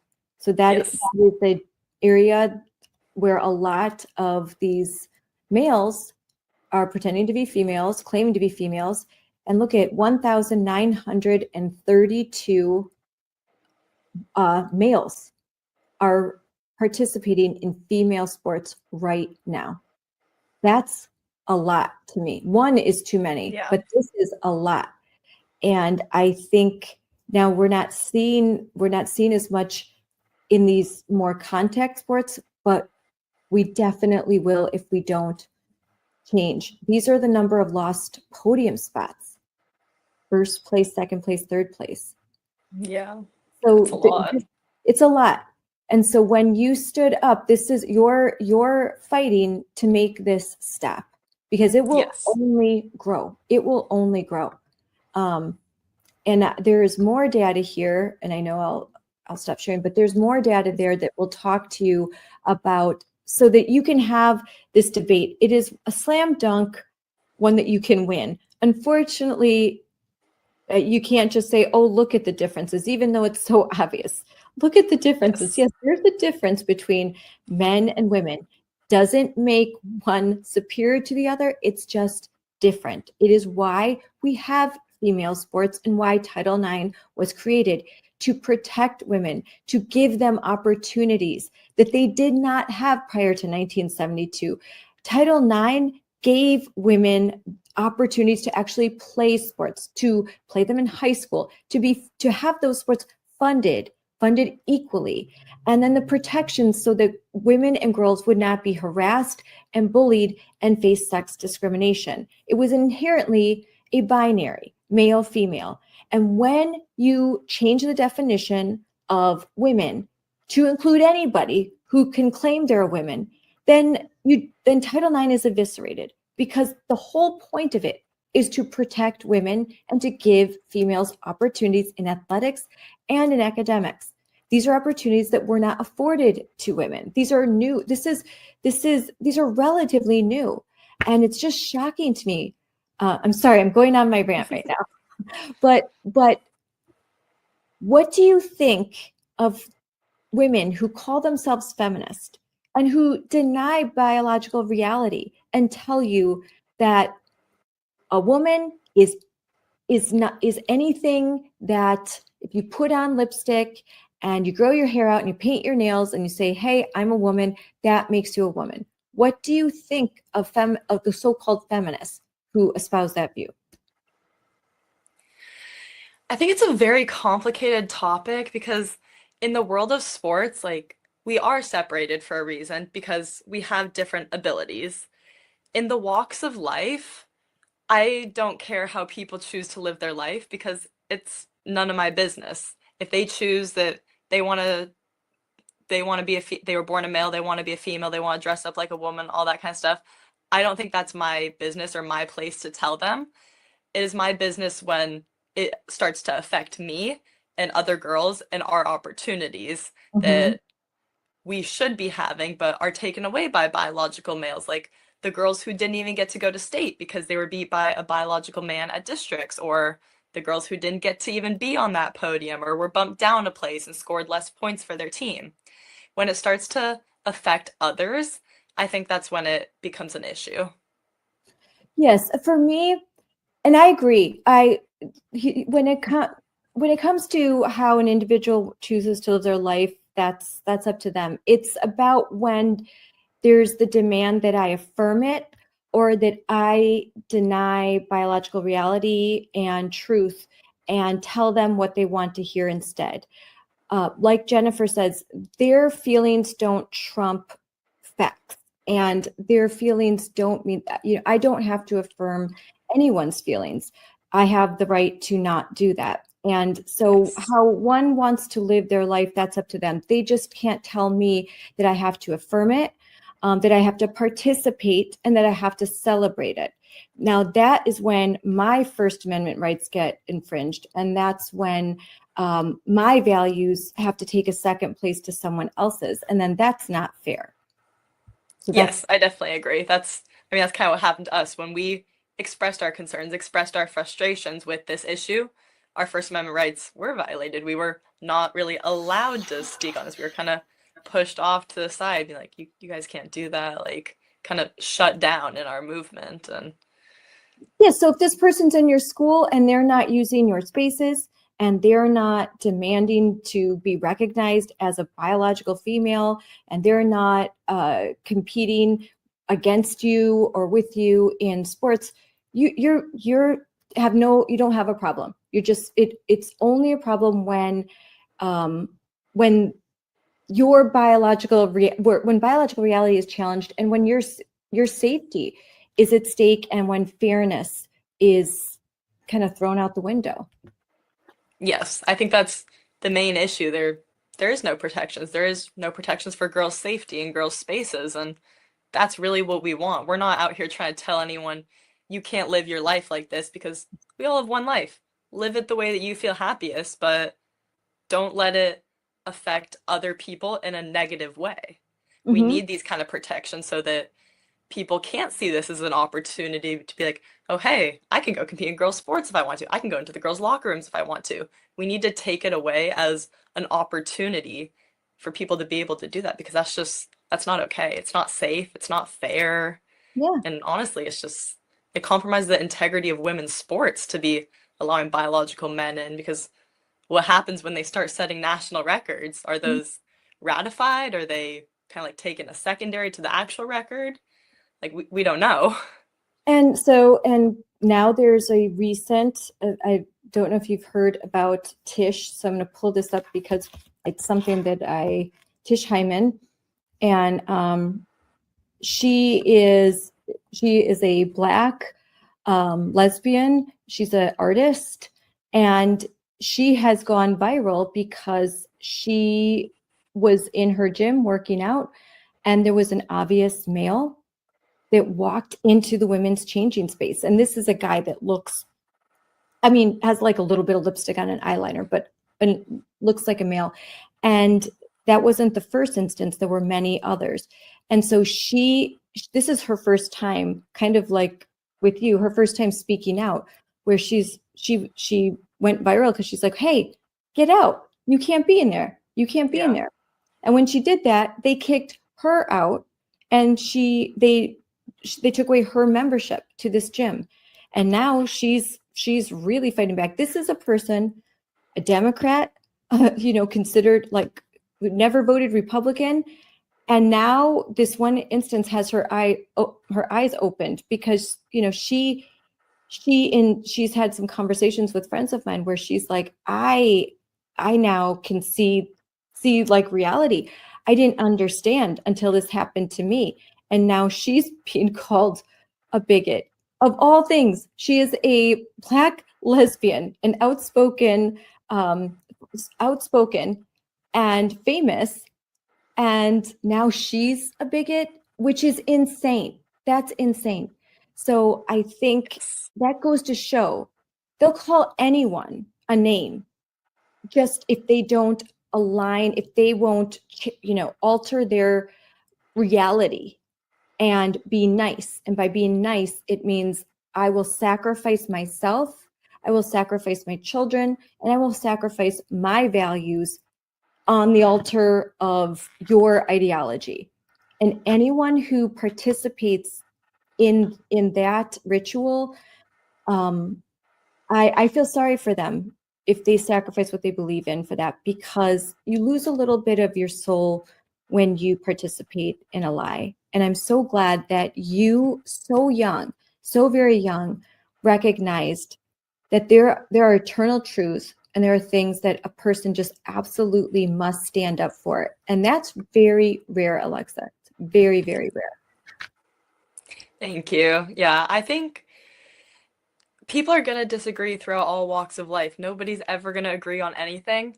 And a huge problem that we see here is people aren't willing to hear out the other side. They jump to name calling. They jump to hateful things. Nobody listens. People will see what I've done, but they won't hear what I say when I talk, when I tell them what it's about, what I stand for. And they jump to all these names of, you're a horrible person, you're a bully, like you hate everyone, like all this kind of stuff. And it's just hard because I want to have an honest conversation. I want to talk with the people who disagree. I want to hear their side. I want to share mine. I want to see if we can find common ground, find an understanding, or if not, we go about our days and we live our lives respectfully. We don't need to be at each other's throat because we don't disagree. I think that's one of the hardest things about all these issues. Yeah, we don't. And that's what we are a better country when we don't all agree on everything. And friends can disagree, family can disagree. We don't have to have a unimind. We don't have to all think alike. And believe me, I have been involved in conservative politics for a long time. And no one, I'm telling you, especially because conservatives are very much individuals and their nature is to not agree. So it's okay. It's okay to not agree on everything. It's okay to have your different religions, different values, just you have everyone's living a different life. It's when you try to impose your values on somebody else. And when you are in denial of reality too, that is important. We have to say, if a kid if a parent has a child that is struggling through this identity issue, the best thing to say is, no, you are a boy, and I love you so much, and I am here for you, and I'm going to do everything I can to get you through this. But what I won't do is I won't let you live a lie. And through love, we are going to get through this. I'm going to fight for you. And I think that's the healthy thing to do, and that's the right thing to do. But again, that's my opinion, and you can take it or leave it, but I'm allowed to have it. And yes. Everyone else is allowed to have their opinion as well. And I mean, that's who we are. I mean, when people really talk to us, they realize like, oh wait, you're not a monster who hates everybody. That's, oh, okay, you're a decent person who's actually more tolerant and open-minded than those on the left. That's what I find every day of the week and twice on Sunday. More tolerant, more open-minded, demonstrably more kind, and you exemplify that. Now, I want to play some really good news that you were the recipient of a really prestigious award. And I'm going to bring this up, and we're going to.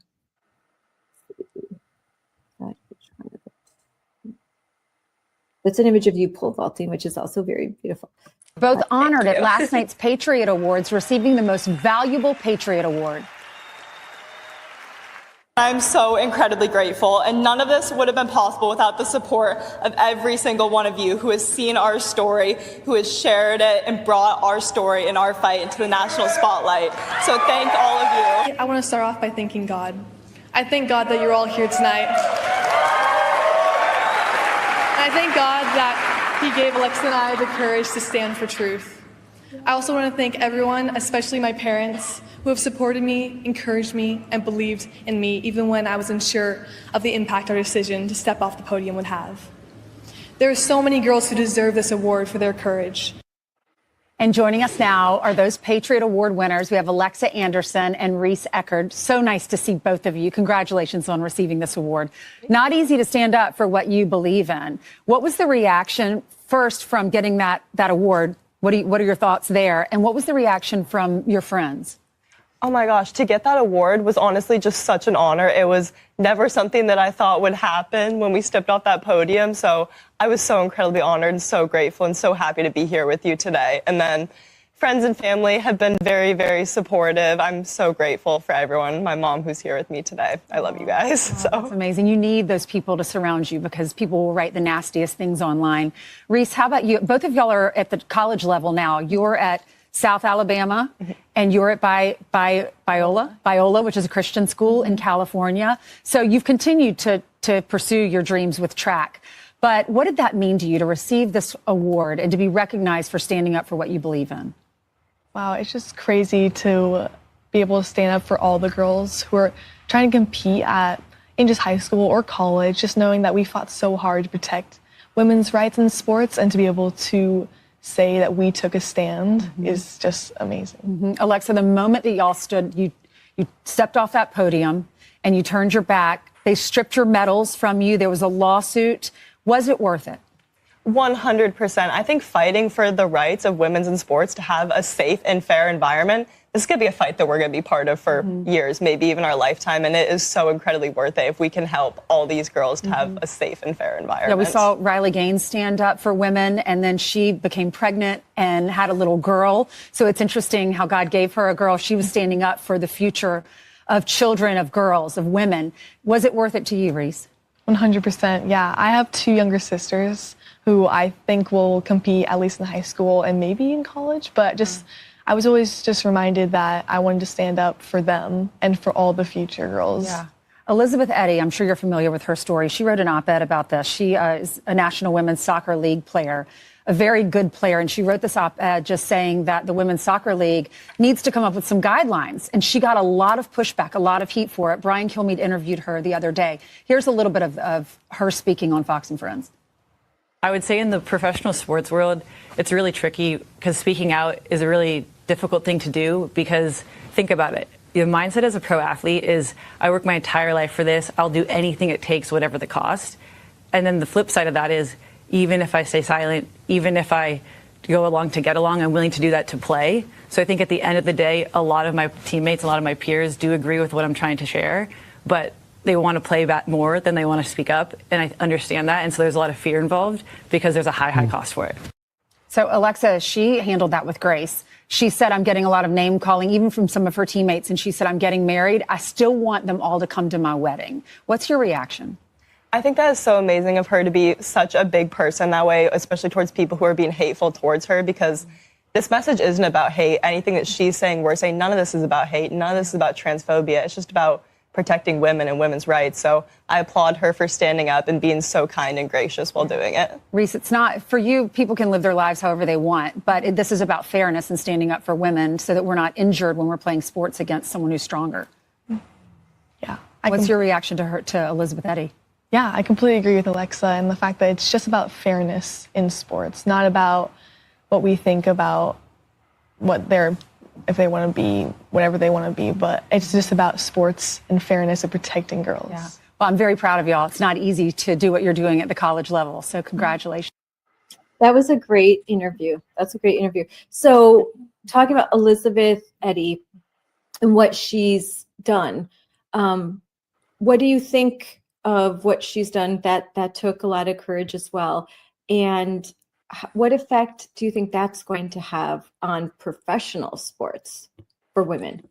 Yeah, I mean, seeing a professional athlete stand up for this issue was honestly really amazing. I was really inspired by that, and that she's so, like, she wants to fight this issue as much as we do. I think that's amazing, and the way that she's doing it is just so beautiful. She's been very kind. She's been very gracious with everything she says.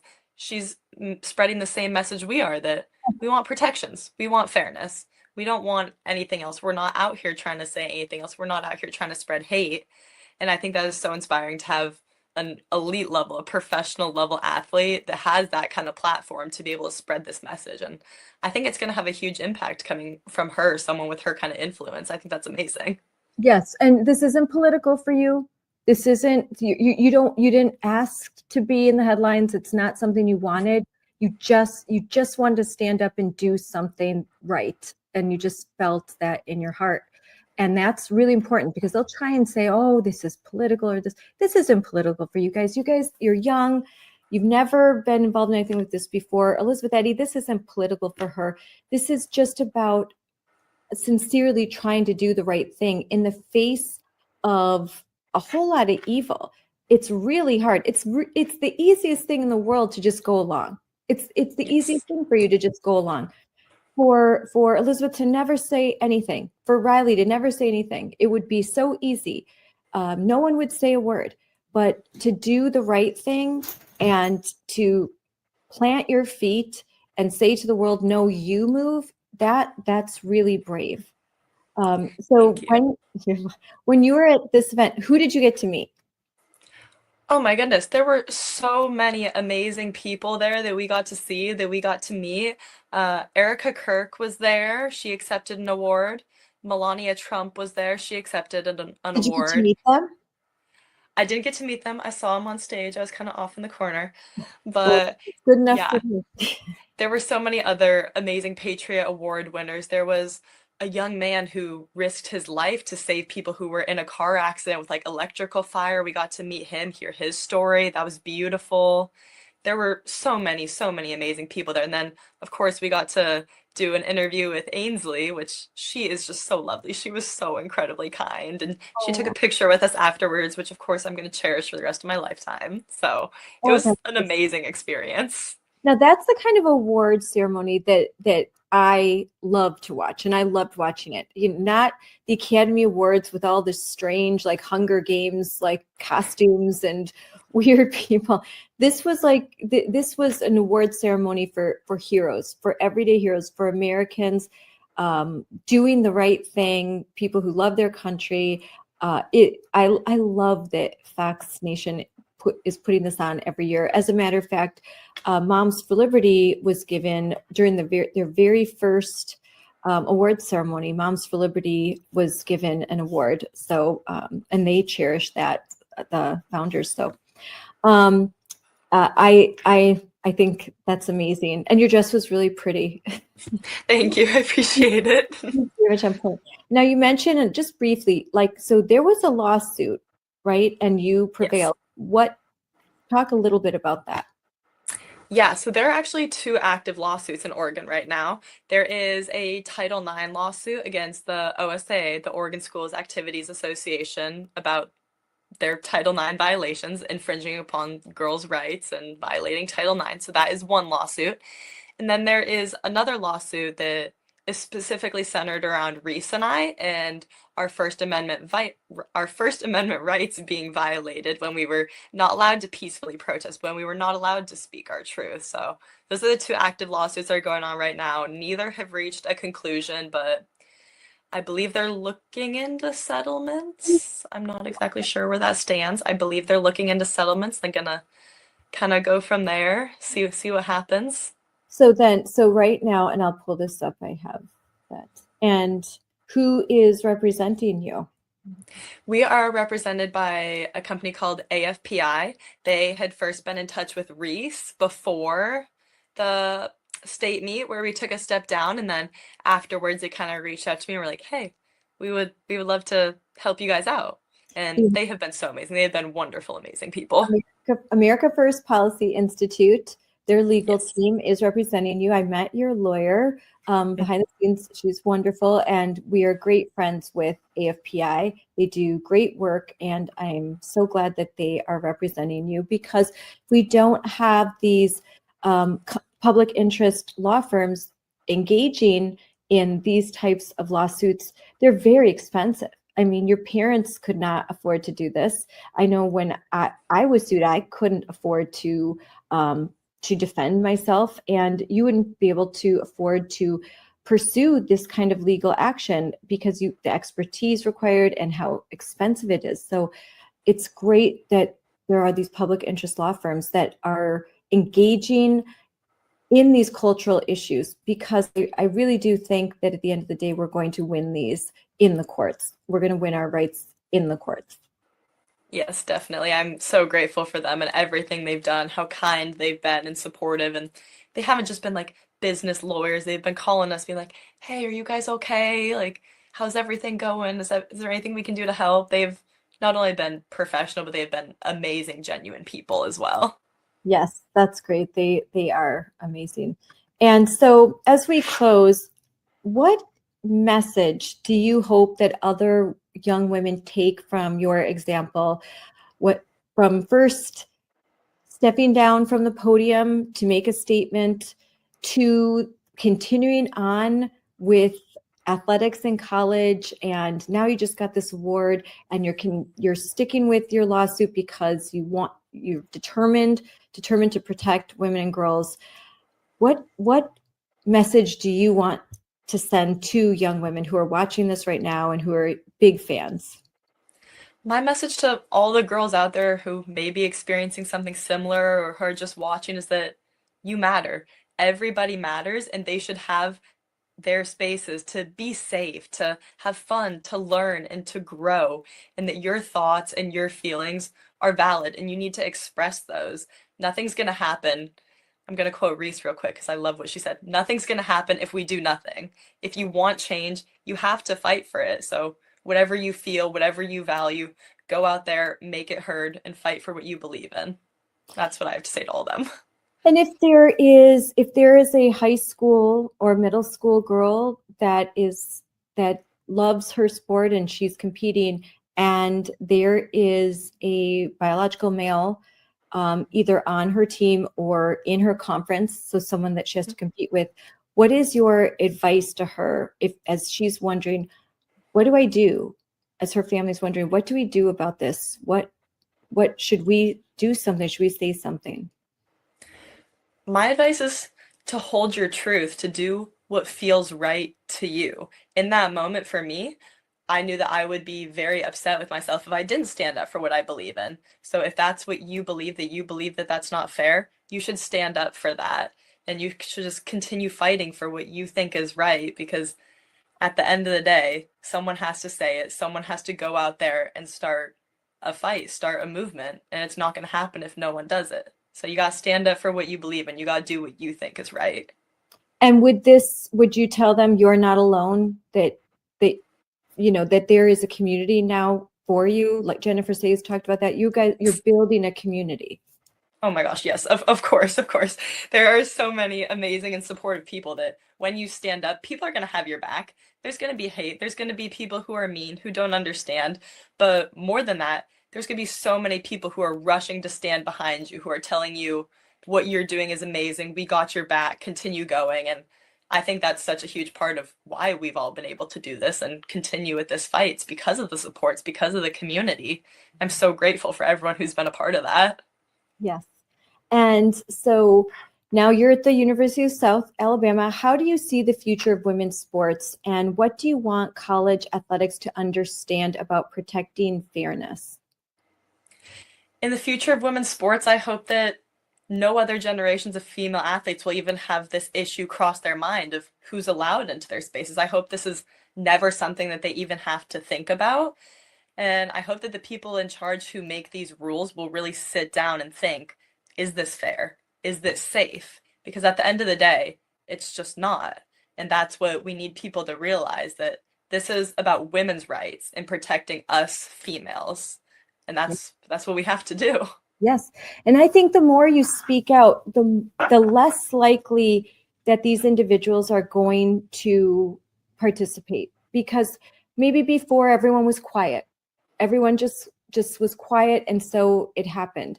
But as soon as just a few speak out, then maybe an individual that thinks, oh, I'm going to, I competed as a male for the first 3 years of my collegiate life. This last year, I'm going to compete as a female and smoke those girls. Like, they will think, you know what, I probably shouldn't, because I don't want my name splashed all out there. And, so I think I'll just not do that.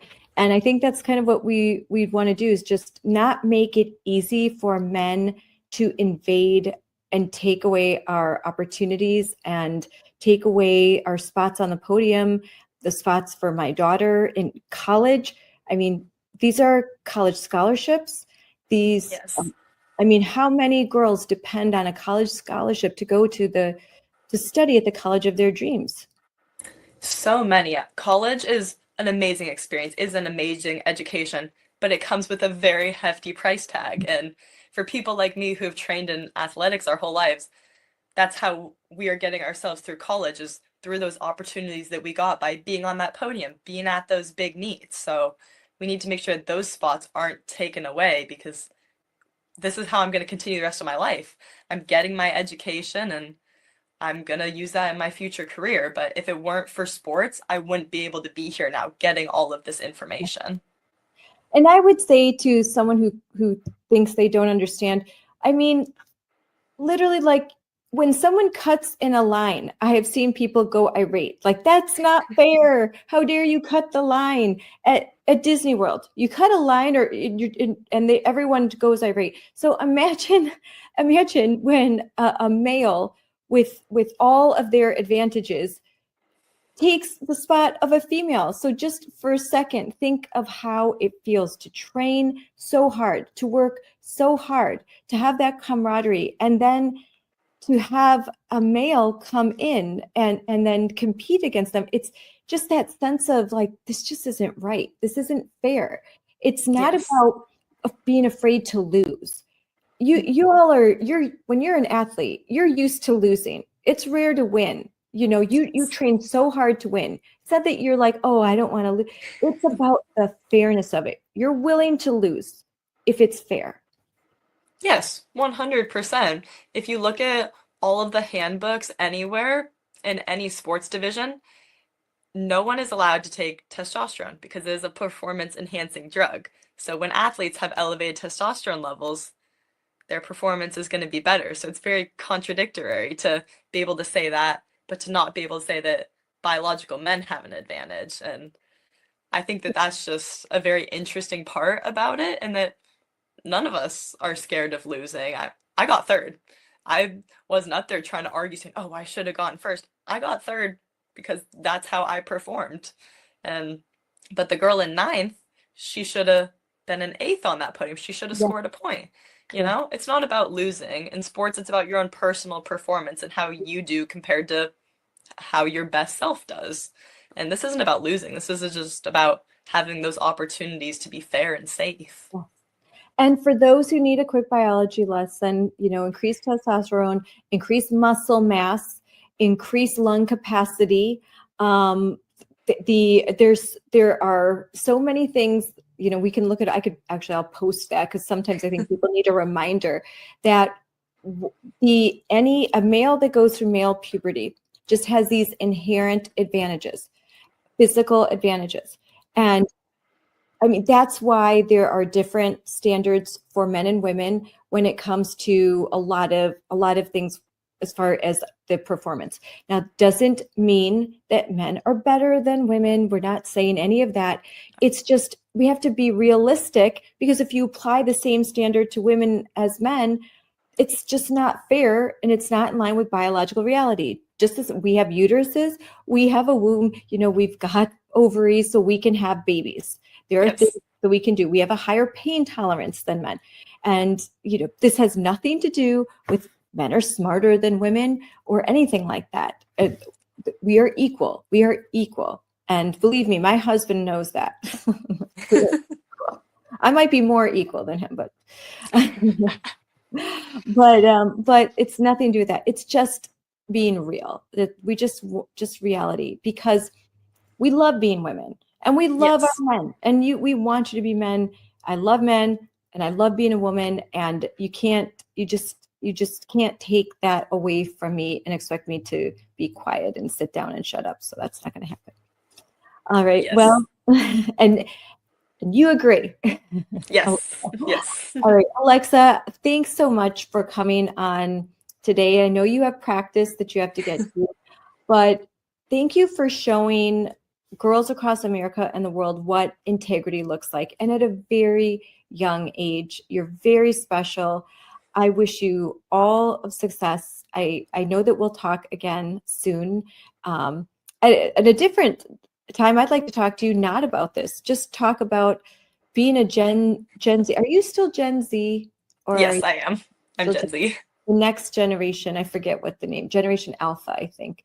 But just to kind of, because on my show, we like to I talk to a lot of Gen Z women, just kind of, how do you see the future? Because I think we always talk about these issues, but I'm always interested also in just your opinion, just talking about, we've talked about fashion, things like that. So we could have a more fun, I would love that. Yeah.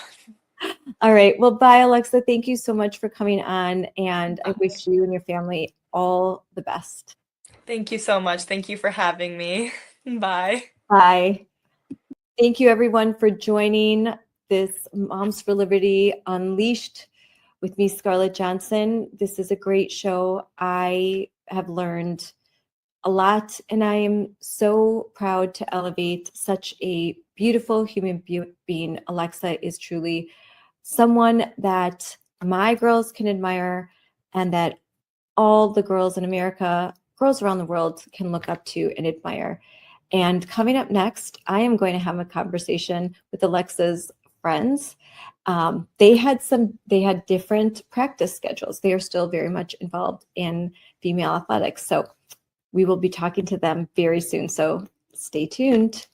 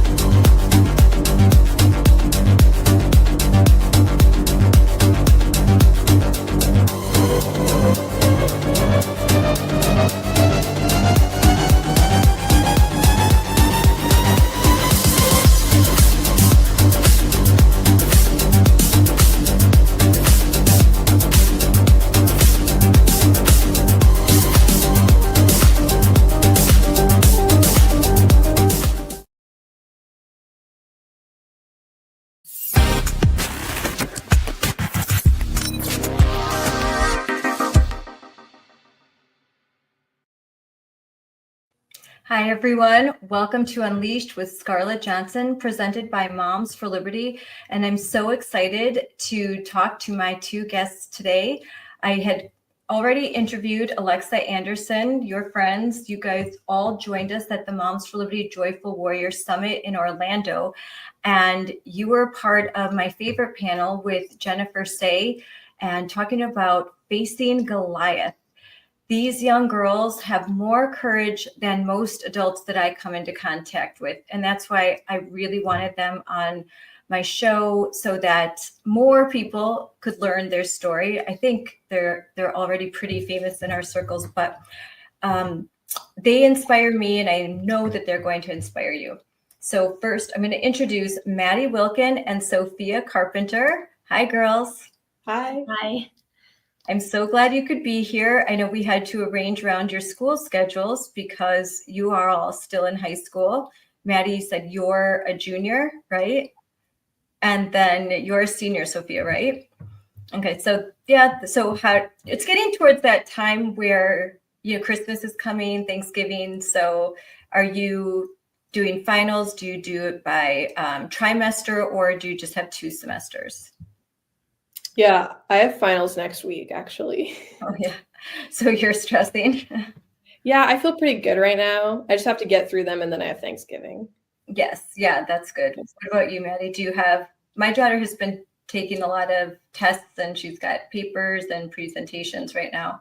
Yeah, I actually have a test this Friday for trigonometry, but I think I have like 2 more weeks. I have at least 2 more weeks until I have my break, but then I'll have a week off. Yes. And wrestling will start. So I'm really excited. Oh, wrestling starts. So wrestling season, it aligns with basketball season, because that's, for me, it's basketball season starting for my daughter. Yeah. All right. So, and are you starting practices already? Yeah, so I call it preseason because I'm one town, one team, but I practice with Thompson Valley, my home school, and then preseason just started up last week. So I call when I practice at Thompson Valley preseason, and now preseason, and then next week will actually be season. So. Oh, it's cool that you're excited for practice to start and for your wrestling meets and all of that. So you're passionate about what you're doing. My daughter just put on her social media because I mean she does AAU all during the year because you have to be doing something. But for her high school, it's starting up. They just had the tryouts and all that, and so she put on her Instagram, going to my first practice. See you in 4 months. It's like it's a busy season. And when you're in high school, when you are in sports, it takes up a lot of your time, right? Yeah. Yeah, it does. And then Sophia, what's your sport? My main sport, I do track and field. So I have the club season, which is indoor track. I have that coming up for the winter. So I'm excited about that. It's fun. You get to run on a 200-meter track instead of a 400-meter track. Okay. And then everything will really be important in the springtime. That's when I gotta lock in. So what's your focus on in track and field? What are your events? Mm-hmm. My main event is high jump. And then I also run the 200 and the 400 and the relays. Okay. Yeah, my other daughter had done that. So it's a lot of fun. Do you do cross country at all? Yeah, I used to do cross country. It's super fun, but I'm working on getting recruited for college track, and cross country wasn't benefiting that. So I've spent my fall doing weight training instead of cross country. Yes, because you're a short distance runner, and you don't want to get an injury. Yeah, exactly. I know how this goes. I have 5 kids. We're doing all You get it. I get it. I know my daughter's not allowed to ski because I'm like, she can't get injured for basketball. She's not allowed to do like anything. So all her friends are skiing. Her coach is like, no skiing for y'all. Like, no one can get hurt. That's rough. Yeah. Especially where you guys are, I'm sure skiing a lot. But so you're here to talk about standing up. And so let's talk about the first time that you were aware that there were biological boys or men participating in sports, like in your sport, or whether it's in your school or outside of your school, in your conference. I can go first. Oh yeah, Sophia, you go first. Okay. It was last spring, kind of towards the beginning of track season. We had a big invitational track meet at my high school. And I found out the night before the meet that I would be competing against a trans girl, a biological boy. And it threw me off. I didn't know what to do. I started crying, which I'm not a crier. It was very emotional for me. I never felt anything like that before. And so I just made up my mind and said, I'm going to compete. I'm not going to let it get to me. I'm stronger than this. He's not going to get in my way. I'm ranked higher than him. And we got to the meet, and I heard that my friends Reese and Maddie had decided to pull out of the competition and not compete, almost in a sense taking a knee and saying, this is wrong. We don't agree with this. And I thought I had every intention to go ahead and compete. But when they did that, I just felt prompted in the moment. I was like, I can't do this. I need to pull out of this meet. I couldn't explain why. I just felt like I really had to not compete. And so I pulled out, and they scratched my name off the list. And sure enough, he went on and won that meet, which I was looking forward to defending my title because I'd won it the year before. And it was really hard. I cried a lot that day. I had to keep racing afterwards. And it was just really confusing. But ultimately, I'm very glad I did that because I've had so many cool opportunities stem from that moment. And what specific event did you pull out of? Yeah, this was high jump. So my main event. And it was a hard choice because, like I mentioned earlier, I'm working on getting recruited for collegiate sports. And pulling out of a meet, especially a bigger meet like this where I have good competition, is not going to look good on my record. And it doesn't look good. It shows that I didn't clear the first height, which isn't true. I'm a much better jumper than the opening height at a meet. But coaches see that and go, why didn't she clear that? She should be a better athlete than this. And they question that. And so that's had an impact on my recruiting process. And in what state do you go to school, so everyone knows? I'm in Oregon. You're in Oregon. Mm-hmm. And so was this a new thing? This biological boy, was he new or something you had heard about? Is this the first year he was competing as a girl? Yeah. So to my knowledge, he had done track before a couple years prior as a boy in the boys division, and he wasn't winning. And now a couple years later, he came back, transitioned as a girl. Actually, I take that back. I'm not sure if he's transitioned or not. Just decided to become a girl because that's all you have. Exactly. Competed in the girls category. And, this is not unheard of. There are many. I had raced against other athletes, and I had seen, and my friends had competed with other trans athletes before. And so it wasn't unheard of. And honestly, I was just waiting for the day it would happen to me because I knew it would happen at some point. And that day came last April. Especially in Oregon, where frankly, very, very woke laws there. Like, and that's what I was talking about with the Lexite. Simply just deciding that if you're born a male, just making the declaration, I am a female, is enough. And it's ambiguous whether or not there's any requirements to show that they have undergone any sort of medical procedures or taken any medicine that would reduce their advantage. But that doesn't even matter because as long as a male's gone through male puberty, there's nothing that can take away that biological advantage. That testosterone is there, the muscle mass is there, the increased lung capacity, all of that, like that cannot be erased by so-called like hormone therapies. And in my opinion, there's nothing that magically makes a boy into a girl. That's just not possible. There's male and female, and gender is just a word that people use, in my opinion. But so Maddie, what was your first experience? You're a year younger than Sophia. Yeah, so I feel like I was kind of out of the loop actually until my freshman year, and we had a tournament, and it was a little confusing because it was boys and girls competing in the same area, but there was just the girls division and just the boys division. Yeah. And but when me and my whole team walked in, I kind of said this at the summit, but like our eyes kind of like went straight to this strong person, but we didn't really know what was happening, but we were like that person, it knows what they're doing, and like that sucks for whoever is gonna wrestle. And then we turned out it was me, and we didn't even know that was like the person was a girl, and I didn't find out till afterwards that it was a biological male. But while I was wrestling, I was like, oh my goodness, I was in disbelief. It was so fast. I can barely even remember it because I was in shock. Mm-hmm. And like this was kind of like the first thing, like I haven't really like knew what was happening in the world. And so, but once I found out, it was just like, wow. So you didn't even think it was a possibility. You didn't.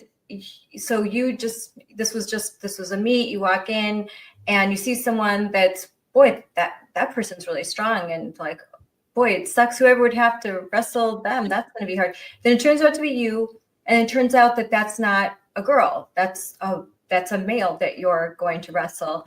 And it all happens so fast because no one tells your parents, no one tells you, because they're all pretending that this is a girl. Like, so they're not going to say anything. They're not going to warn you. And so you just kind of, okay, let's do it. And so how did it go? Were you off just the whole thing? Were you off just because you were? I was very off. Yeah. I remember, I think I made it past the first period, but I think kind of like the beginning of the second period, I was pinned. No chance. It was over. And yeah, I mean, y'all haven't seen me wrestle, but it's not that likely that I get pinned in a wrestling match because I am very flexible and I can get out of the worst situations in a wrestling match. And so it was just like, bam. I tried so hard, but it was like, I couldn't do anything. I physically couldn't do anything. And then when it was over, I was like, what? Yeah. No, so when this is over and this, you participate, how did your parents feel? Like, how did they know right away? Did you tell them? Were they there? They were there, and they were watching it, but we didn't find out till I think after the fact. And then they were like, "Oh my goodness!" Mm-hmm. But I don't think they were really big on knowing too. Like, not a huge. I think they knew, but didn't really expect for it to happen, especially in wrestling, because it is such a physical sport. But I say, I was so out of the loop. But once that happened, and I actually wrestled the biological man twice. And was it a separate school? No, it was the same biological male that I wrestled twice because he was in the same weight class. Mm-hmm. And I think then I also wasn't still sure like what was happening because we were still kind of confused on if that was a girl or a boy. But once we knew like for sure, I made a decision that if I go against a biological male setup, I'm going to not compete and I'm going to take a step down, even though it's really hard for me to do that because I just want to go. But I'm not going to put myself in that situation again. And I don't want any other girl to be in that situation. And you're wearing headgear. It would be difficult to tell. And you don't want to be the person that's like making an accusation and have that not be true. You don't want to say anything like that without proof because so you're just like, oh, what is that, a boy? Is that a girl? I'm not sure. And so you want to be polite. I understand that you're not sure. You've never seen the situation before. But once it's confirmed to you and it's apparent to you because of the strength, that this is a boy that you're wrestling, not a girl, then you've made the decision that I don't want to do this. Were there any other teammates that felt the same as you? And I'm wondering, because wrestling, that's That's a physical sport. That's very physical. So that's really intimidating to have to wrestle a boy when you're not planning on it, when you're on a sex separated team, a female team. Yeah, actually, one of my friends, Alyssa, she's one of my wrestlers, teammates, and we kind of go, we kind of like switch a lot with our weights sometimes. And I was in a weight class lower, and she was in my like usual weight class, and she was actually paired up with the same boy. And she actually said, nope, I'm not doing this. I'm not wrestling. So she never even wrestled, because that was a little later when we knew that that was she said, nope, I'm not wrestling. And she took a forfeit, which was really hurting because she got out of the tournament. So, wow. Yeah. Sophia, when you decided to not race, because you knew that the night before, you're crying already, you're wrestling with this decision. It's a big decision. You're applying for colleges. First of all, you love your sport, and you're also applying for colleges, and you know there's recruiters out there and they're watching. But you make this decision. Did your parents, were they aware of what you were doing? And you said there were some other friends, but was there anyone else that was considering not running as well, or not competing in that specific category? Yeah, my parents, they actually found out before I did that this trans athlete had entered the competition, because what ended up happening is there's like a certain period of time where you can sign up, and if you meet the qualification, you're admitted into the track meet. And this individual waited until the last 10 minutes before midnight, before it closed, to enter into the meet, so there would be no repercussions. And so it was very last minute. My parents knew before I did, and they didn't want to tell me until like the morning of the competition, because they didn't want me to be stressing out about it before. But I got online and I found out on my own. And they told me, we prayed about it, and they said, whatever you decide, we're going to back you. And I said, great, I'm going to compete. And they said, great, we back you, we stand with you. And then in the moment I said, I feel like I'm not supposed to compete. And they said, great, we support you, we stand with you. And so I've had so much support from my family there. And then in the moment, my friend Maddie and Reese, they also stepped out. And then another teammate, she also stepped out with me too. So there was 4 of us in total that withdrew from this competition. And also the 4 of us that did withdraw, we were seated in the top 5, top 8. Like, we were supposed to place high at the meet, and we all drew out. And this was when did this happen? This was last year? Yes, this happened in April. I think it was about mid-April. Okay, I'm going to look for some images of that. And so then what happened when you decided not to participate in that event? How did this all get on social media? Yeah, so I think the first person that picked it up is Dave Brown. He lives here in Newburgh, and he has his own podcast, the Dave Brown Podcast, and he's great. He is in full support of protecting women's sports and other rights. And he was the one that reached out to me and said, hey, would you and your mom want to come over and do an interview? And it's just sitting in his living room on his podcast. And I was terrified. I said, Mom, I can't do this. And she said, no, Fia, you need to do it. This is an open door. You need to take this opportunity. Yep. So I did it. I was terrified. I stumbled through my words. And now here I am in another interview. And I've done other interviews too. And I'm so glad I took that first step. It was so hard to get going. But once I did, the story picked up momentum. America First Policy Institute, they approached me and the other girls, and they said, hey, we will sue. If you give us the go ahead, and if you give us your testimonies, we will sue, like, on behalf of you, the state of Oregon, the Oregon State Activities Association, our governor, Tina Kotek, our Department of Education, and the districts that we compete in. And so we ended up suing, which is crazy to say, but, you know, that's the steps that need to happen to create change, because our governor said that she is not going to listen to President Trump's executive order. Yep.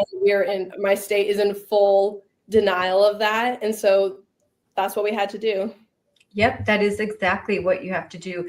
litigation. That's the only way. In a lot, I think even now, even with all that President Trump is doing, when you've got these blue states that are refusing to acknowledge Title IX, they're refusing to adhere to the executive orders, and they won't comply with the Department of Education, the Department of Justice, the Office of Civil Rights, and they are determined to erase Title IX, which is based on a binary, a male and female. Title IX, for those who don't know, 1972, it was just a paragraph, and it was a paragraph that protected female sports and provided opportunities for females in athletics, in athletic competition, in high schools, in colleges, and also academic opportunities. And before this, there was unequal funding, and there was an inability for females to participate in athletics. It was a male-dominated space. And so Title IX cleared the way so that women could, and women and girls like you, like my daughters, could participate in sports and achieve and participate in college sports. So when you eviscerate sex and you eviscerate the binary, and you basically say that any man can say that he's a woman, well, then you erase Title IX and you erase all those protections. So I'm glad that you had this legal help. I am going to add to the stage right here. This is from the Blaze, and this was April 30th, and this is all about what you did. This screen is a little bit too large, but the 4 girls that refused to compete, and this is a major publication. And so was all of this publicity really shocking to you? Were you surprised that so many people were going to get involved and support you? Yeah, I was, honestly. It was interesting. Dave Brown picked up the story, and then Outkick picked up the story, and then I think the Blaze and a couple other media outlets did pieces based off of the one that Outkick did. Mm-hmm. And it's interesting, kind of as it'll surge in the news and then it'll die down. So it died down. And then state rolled around, and I had to compete with this athlete at the state meet. So that got back into the news cycle. And then Fox reached out and other news sources. And then, then it died down again. And then we filed the lawsuit, and it came back up in the media. And so it's interesting to see kind of the ebb and flow of how the media picks up these stories or not.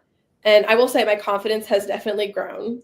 It's still unnerving to sit in front of a computer and talk about my story, but I take inspiration from Riley Gaines and, all the other women and athletes that have gone before me. And I'm just trying to do my part to protect our spaces. And you are. And look, I love this. If we take a knee every time we compete against a boy, we won't have many more chances left to compete. That's 100% true. And I was talking with Jennifer Say yesterday, and she said that she thinks this whole thing is going to come crumbling down because of the high school girls, the college girls, and for that when you coming forward, you're going to take this down because the women in professional sports, they're not doing it. They're not doing it yet. We so far have one that this is just something that's recently happened. Elizabeth Eddy, who is an Angel City FC player, and she's come forward to say that she does not want biological males in her sport, and she's a professional soccer player. But like Jennifer Say said, she's been doing this for 11 years. She may not be a superstar, but she's the first one to take that risk in the sport and just say, no. And there'll be more, but it's going to be you girls. You girls are going to take this down. And then everyone later is going to pretend like they were always with you. Like, oh yeah, we agree. Yeah. And they're going to pretend like they weren't quiet. They weren't silent. So you guys are, you're the OGs. You are fearless, and the stand you're taking is huge in so many ways. But so back to, I'm going through this story here. and you're right, like out tick.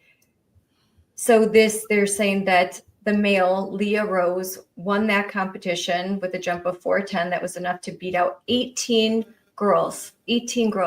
And this is someone who had previously competed as a boy, was not ranked, did not do well in the male category, and now, oh, I'm a girl, and suddenly is beating out all of the girls. And that's just not fair.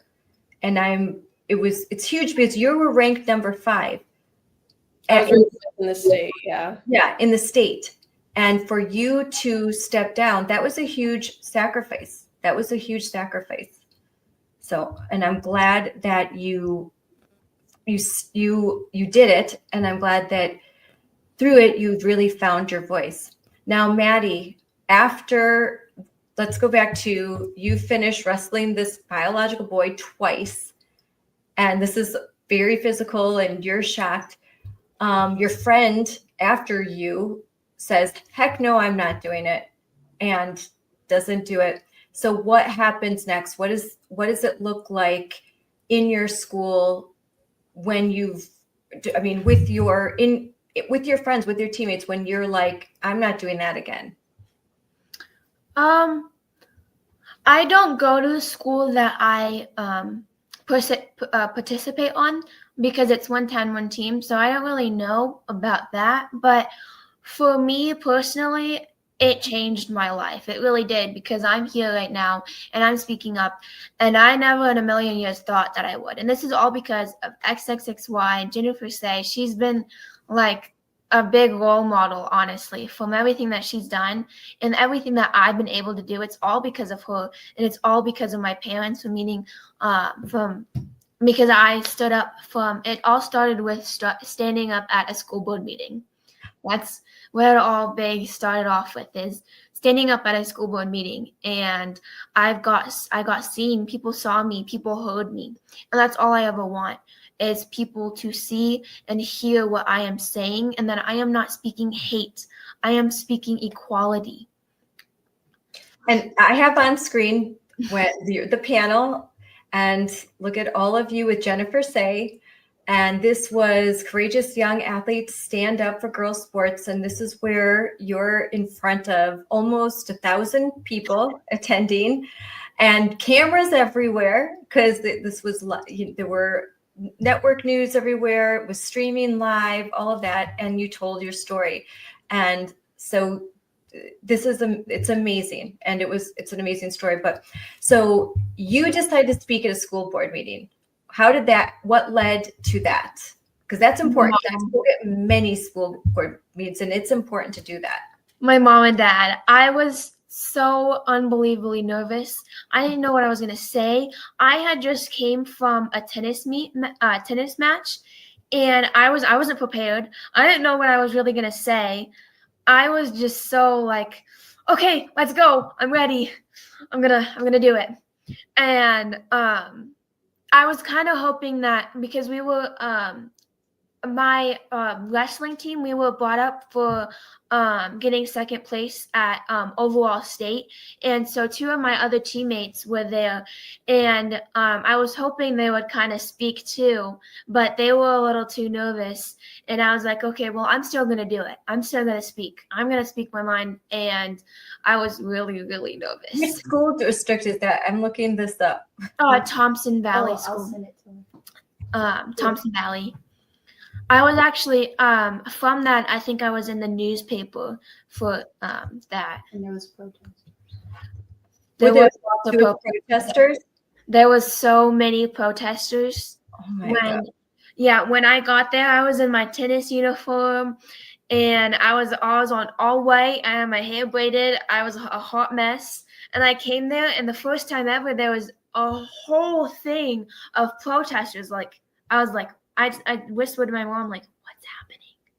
What's going on? Because I didn't understand. Like, how could anyone be against of what I'm saying when I'm not saying any hate at all? So here you are. I have the image right here. You did come from tennis, didn't you? Yeah, I won my tennis match though, so I was in the pumping mood. I was like, let's go. Yes, I love those. I actually wear those all around. I love when I'm not playing. I play pickleball with my friend, and then I like them so much. They're so comfortable that I'll wear them when I'm chasing kids around too. And they have all those pockets.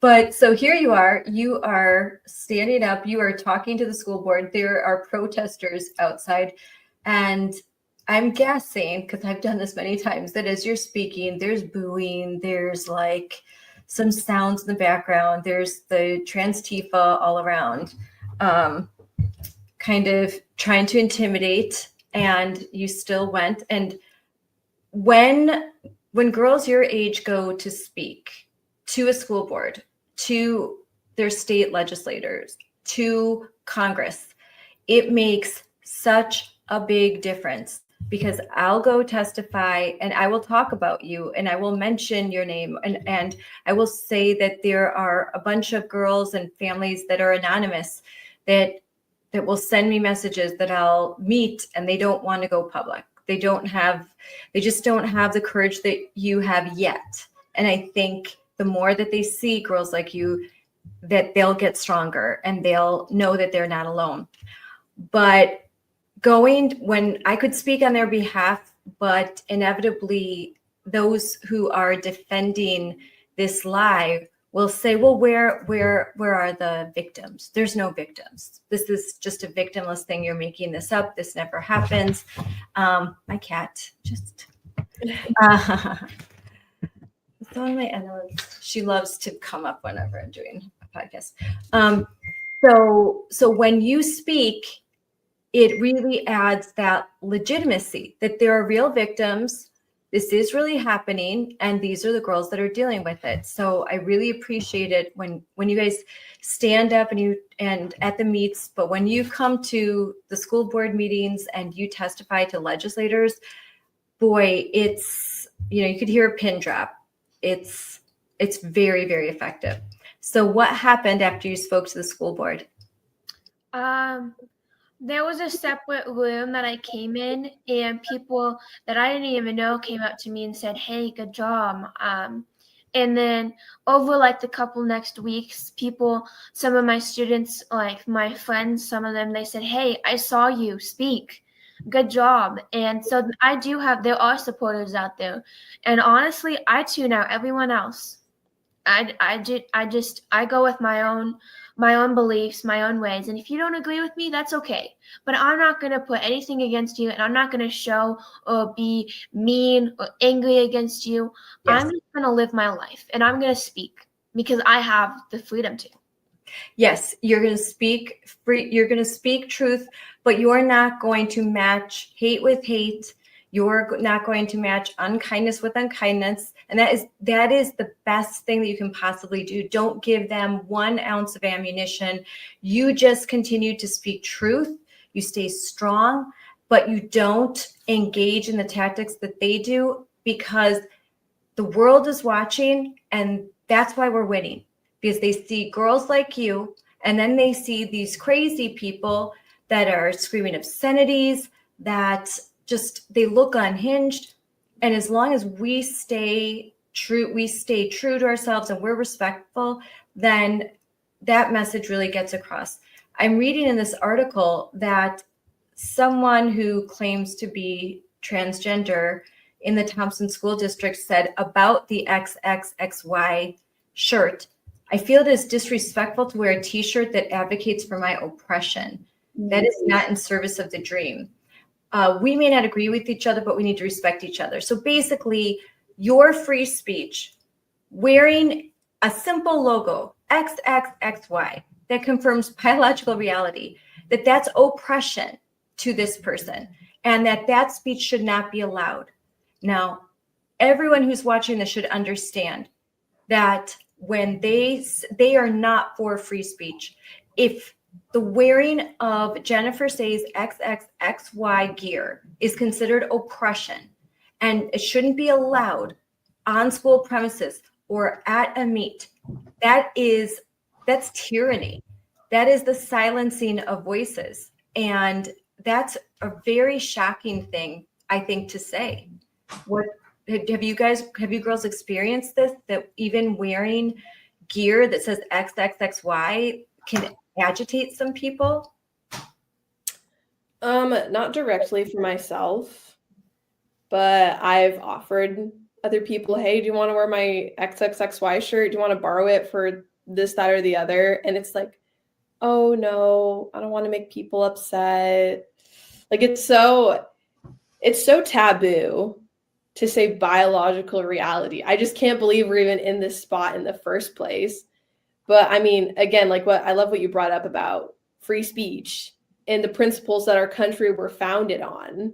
You know, I could go out and I could start screaming and throwing a fit about someone's pride flag in their window, but I don't. We all need to have our own opinion, and I respect other people's opinions, but that doesn't mean you get to infringe on my rights. Yes. If you want to wear a t-shirt, a pride t-shirt, fine. But to say that the wearing of XXXY gear, Jennifer Says brand company, to wear that is oppression. That's insane. And that is a violation of free speech. And that just goes to show sort of the worldview and the values that you must affirm me. And if you don't, you're not a good person and you're oppressing me and I don't feel safe. And it's just anti-American to demand that other people affirm your belief. You're allowed to have your belief. You're allowed to whatever religion, whatever ideology, whatever political party, you're free to engage in those activities and have your own beliefs, but you're not free to impose those on other people and demand that they engage in your rituals, that they participate in your rituals, and that they affirm your worldview publicly. And then to say that you can't even wear a symbol of your worldview. How soon, imagine if we were to say, you can't wear XXXY shirts to school or to a meet. Pretty soon they'd say you can't wear a cross around your neck because in my view, that's oppression. That wouldn't be very far from that. So I think we have to make sure that we keep standing up for free speech. These girls, you girls aren't making any statements. You're not trying to disparage. You're not trying to bring anyone down. You're just trying to say that in female sports, only females should participate. Actual females, biological women. You cannot just say, hey, I feel like a woman today. And I didn't do very well when I was a male athlete. So, I want to win some awards and I need a scholarship to college. So I think I'm going to grow my hair out and put on some lipstick and let's go. That's not fair.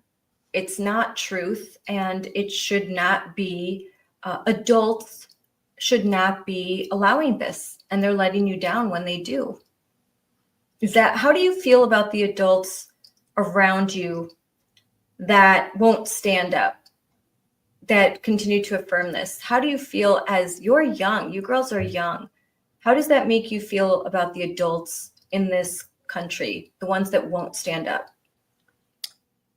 It makes me a little sad. And I mean, I know everyone has their own story, but what makes me the most upset is that they won't even listen. Some people won't even listen. It won't even go in one ear. They tune everything out, and then when it's their time to speak, they'll speak, and they expect us to listen. And you know what? We do, but they do not listen to us. And that is what really makes me upset, because I am fighting and fighting and fighting. Everyone is. And yet they are not able to listen to us. The people they say they want to support and help. Because we are kids. We're a part of that. We're a part of what they're wanting to help and improve. But they're not listening to us. They're not listening what I am saying and what everyone else is saying. And it's just, that's the biggest thing that upsets me. I once had a conversation with my dad. I'm like, well, no one's listening to me. What do I do?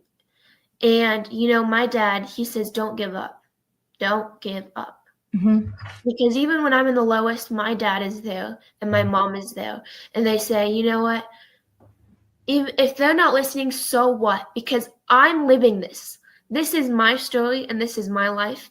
And I'm going to continue to speak, even if no one in the gosh dang world will listen to me. Because everyone matters. Absolutely every voice matters, if I agree with it or not. And so that speech really just made me like, I gotta go. I'm not gonna stop because one person or 50 million people aren't listening. Because someone out there is. And someone out there needs to listen and is hearing me and is not alone. Well, a whole lot of people are listening right now. And I can guarantee you that. Maddie, so when you spoke to your school board, what was the vote? What did they decide? You were speaking to the fact that this is happening. I'm guessing they didn't change. Did they change their policy? There was no vote. They didn't do anything. They didn't do anything. They didn't do anything. Yeah, because I don't know if y'all know, but Nancy, she's the only kind of person who listens to everyone. Yeah, and so only one person against everyone else. It's not that helpful, and so not a whole lot can change. But and I knew that going into it. I knew it, but I looked them dead in the eyes, and I still talked. Amen. I can't tell you how many meetings I've spoke at where I know that they may not vote differently, but someone might be listening, and these meetings are recorded, and someone could be watching. Somewhere this message is going to be heard. You are doing the right thing. Absolutely 100%. Alexa, for you. So you're a senior. Do you know where you're going to college next year? I don't. I'm looking at 6 schools right now. A lot. And is a consideration for you their policy on this issue? Yeah, at this point, obviously Riley Gaines is suing the NCAA over this issue. I know that the NAIA division has already said, no, you have to compete in your biological sex category, because we have to say that at this point. We can't just say gender. And so I love that. I'm looking at an NAIA school. But I do think it's really hard because I have all these opportunities at these NCAA schools that, I don't know if I will have to compete against more male athletes. And, I am looking at some Christian schools, and I won't have an issue with any of my teammates in that setting per se. But that's a private school. Yeah, because it's a private school. But after experiencing this in high school, I'm not really fazed about college. It happened junior year, whatever, I can deal with it. Yes. Well, there is good news because there are 2 Supreme Court cases that were granted certiorari, and both of these cases are dealing with sex-separated sports and whether or not that's a violation of the 14th Amendment Equal Protection Clause. And I was just at a conference talking to a bunch of constitutional lawyers that work in the public interest space for conservatives, and they feel pretty confident, and they normally will not say that, but they feel pretty confident that the decisions that are going to come down probably by May or June, just like last year with Montgomery County and the Mahmoud decision and Skrmetti decision, those came down later.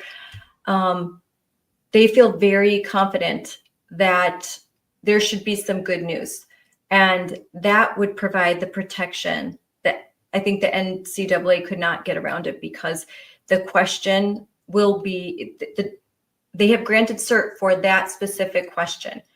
Is it a violation of the Equal Protection Clause to have sex-separated spaces? and they say, nope, it is not, then I think that's more positive movement. Ultimately, it would be great if Congress would be able to once and for all define sex. I mean, we pretty much think they did in 1972, but if some of the legislation that they've tried to pass would actually get through, that would be wonderful. But I think that what's happening with the Supreme Court, that's going to be very, very helpful in blue areas, where, I mean, the governors, they're not moving an inch, and they're just filing lawsuits. And so, can only hope for more of Team Sanity to come together. And so it's going to take girls like you. It's going to take more and more girls like you standing up. They have to. The more that there's courage, the more that girls like you stand up and say the emperor has no clothes, the closer we get to ending this absolute bizarre nightmare that we're in right now, where men can just say that they're men, and that women who call themselves feminists are defending it. It's just bizarre. So there's a lot of pressure, and you've talked about this. There's a lot of pressure on girls to just stay quiet, and the culture of a team in sports is to obey, right? Like it's sort of like with the military. Like, you work together, you're a team. You drill, you follow the rules. So that's kind of drilled into you very young. So it's hard, I think, to say, now you can't follow the rules on this one. On this one, you have to speak out. So what's your advice to girls when are told, just be quiet, just don't say anything? I think something I would say is, what do you want to be known for? Even if it's not on a podcast or on national TV, your friends are going to know you for something. Your family is going to know you for something. And every decision we make is leading in one direction or another. Choosing to stay silent is going with, the majority of the crowd and saying that you may not agree that it's okay, but when you stay silent and refuse to speak up, that's just adding weight to the other side that's saying, oh, I guess this should be able to pass. And so I think if you're on the line, do I speak up? Do I not? Like, really think about, who do I want to be? And what are my morals? What do I hold to be true? Because if you can't stand up for your basic morals, then I think that's a hard spot to be in. And that's something to look at. Yeah, 100%. Maddie, what say you? I say do it. Just do it, and do it for yourself mainly. Do it for God, do it for your family, and do it for you, because you know what's right inside. You know that this is something you need to do. This is something you can do. Ask yourself, am I doing everything I can? Am I making myself happy by standing up? And I'll say this, I am 100% a rule follower, 100%. And to me, I am following the rules, because I'm standing up for what I believe in, and I am listening to myself. I'm listening to God. And that's the biggest thing, because I would just say, do it. Do what you think is right, because it most likely is. And if it's not, that's okay, because God has a plan for everyone, and he has a path for everyone. And that path is for you to stand up and speak what you think and speak what you believe in. Well, that's civil disobedience, right? That you follow the rules, but when there is a rule that is in contradiction to God's law, to truth, when there's a rule that would tear at your own soul because it would force you to publicly say that something that's a lie is true. Jordan Peterson has said that when you put it out there, when you say that a lie and you put it out there, it tears at your soul. It does something to you.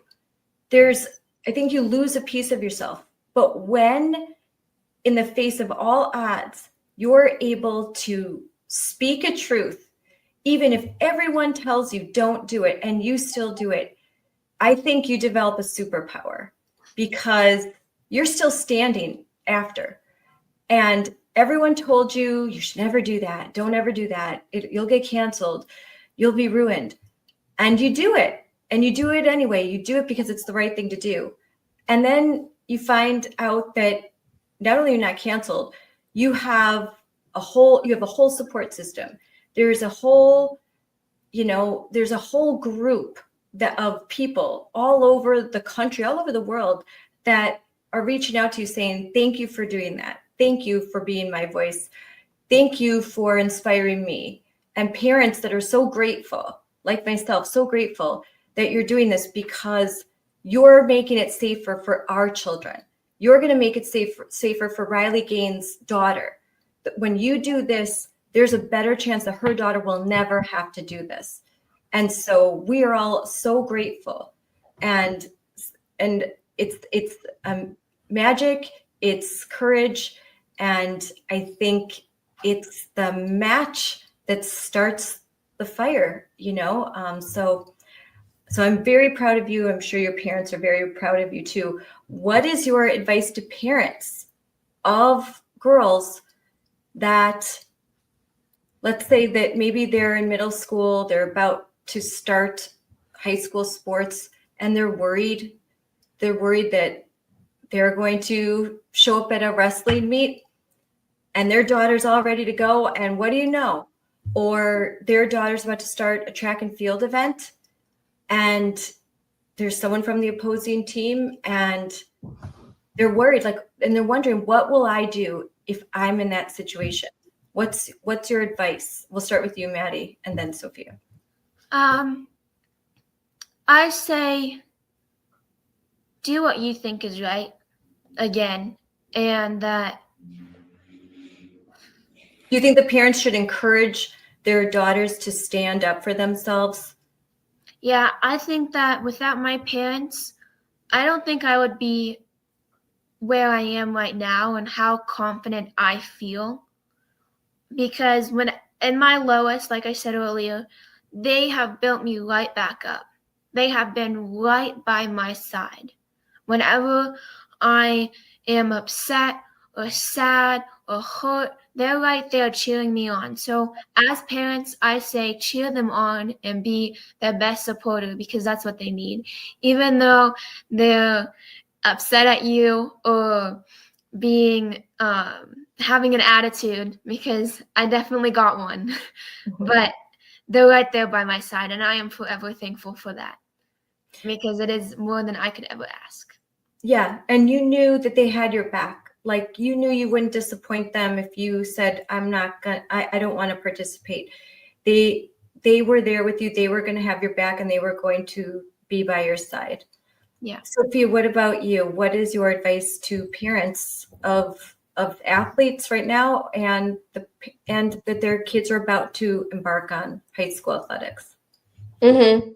I think there's kind of two sides to it. One is that as an athlete, people are listening to our voices. As a parent, you can speak up, but people only will listen to you to a certain extent, which is unfortunate, but it's the sad reality. People want to hear from the actual athletes themselves, which is where the parent has to say, okay, maybe my voice isn't going to be heard as loud, but in that case, I'm going to support my athlete instead. And my parents have been an example of that. My mom ordered t-shirts before we discovered XXXY. She ordered Save Girls Sports shirts on Amazon. And at my state track meet, she went around and was handing them out and was like, do you want a t-shirt? Do you want a t-shirt? And everyone was like, no, who's this crazy lady? And then finally one person said, I want a shirt. Thank you. And that's the courage that we need. When one person joins, then it helps other people join too. And I think also take advantage of the resources we have in this country. Despite all our issues, we live in the best country. We live in a free country. And so we came back from the state meet and my mom filed a complaint against the state. And she emailed our representatives here in Oregon, in the Senate, in the House. She went and did all that work. And it's a lot of work, the legislature of it. But honestly, it's the practical steps that need to be taken. And it's the support that can come, because I want to be able to draft up all those emails but I can use my voice and my parents can support me from behind. And you are 100% right that parents can only do so much. Parents can only say so much. It takes the athletes.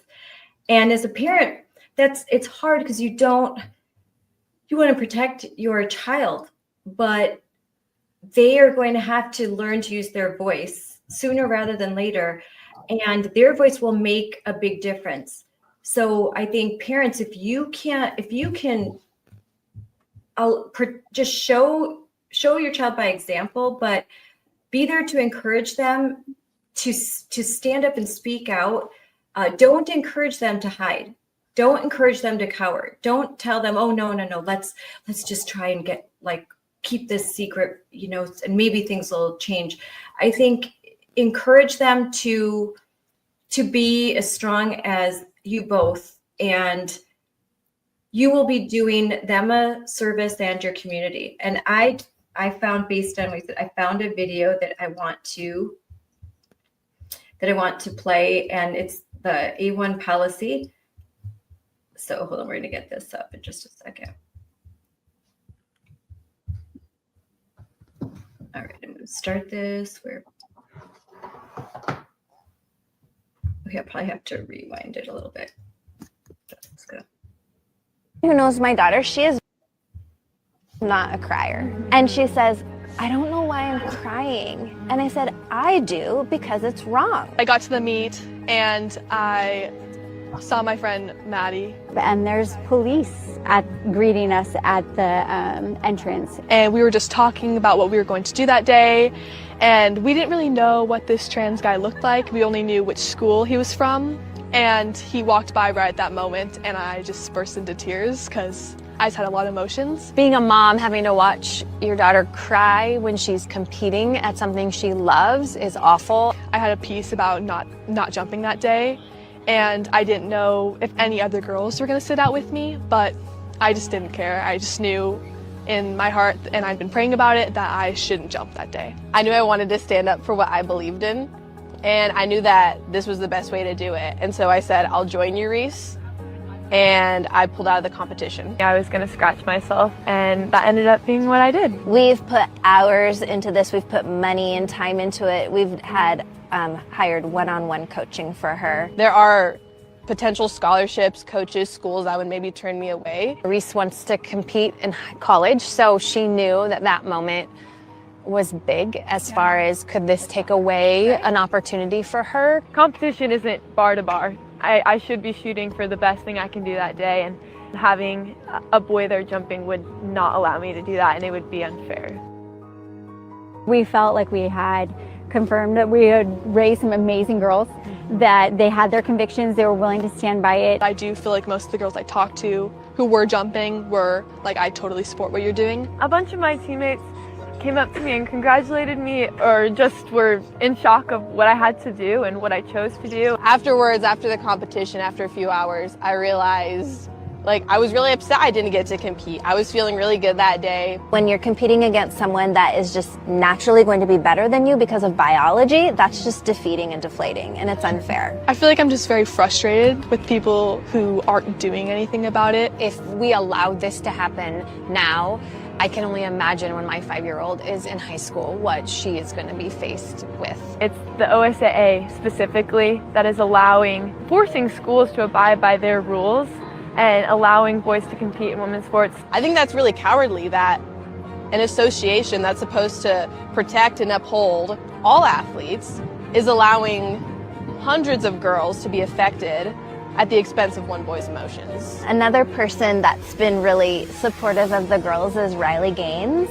We have seen failure after failure after failure, whether that's governorship in each state, whether that is the specific sport governing bodies, whether that again is the previous president, whether that is the judicial system. It has been so many failures where these young girls have to stand up for themselves in this way. Connecting us with AFPI and helping us just move forward with what we should do next. This is exactly why the American First Policy Institute brought this complaint to the Department of Education asking them to investigate the Department of Education in Oregon.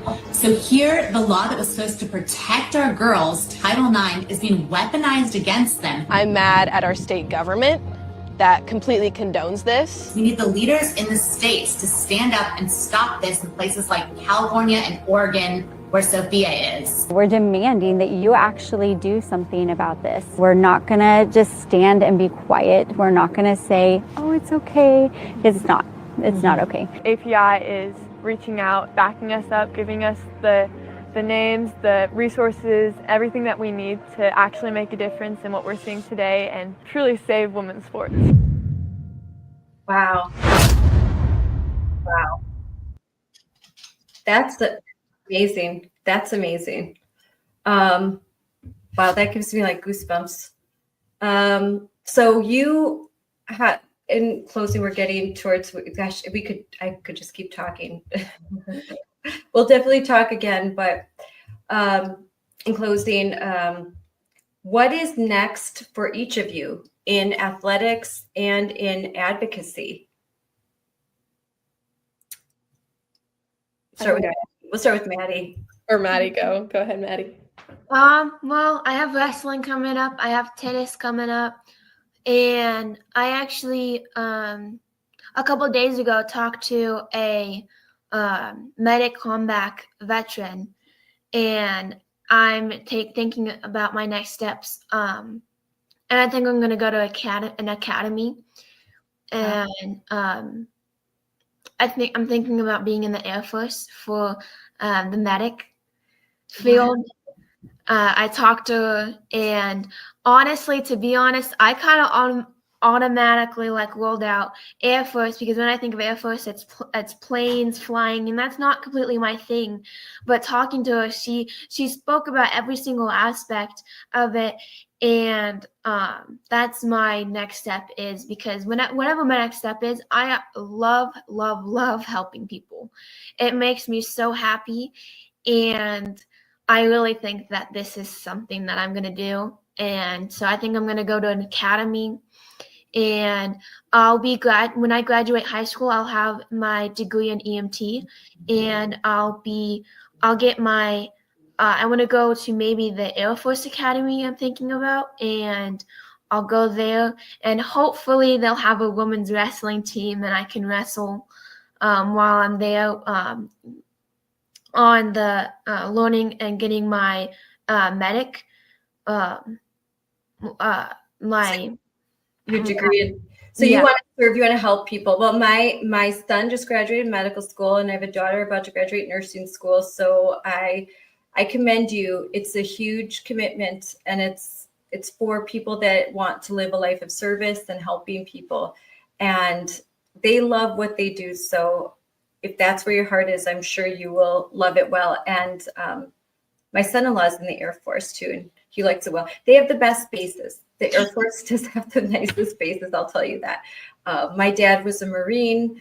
I'm a former Navy wife, so I've seen it all. The Air Force by far has the best bases, the nicest ones.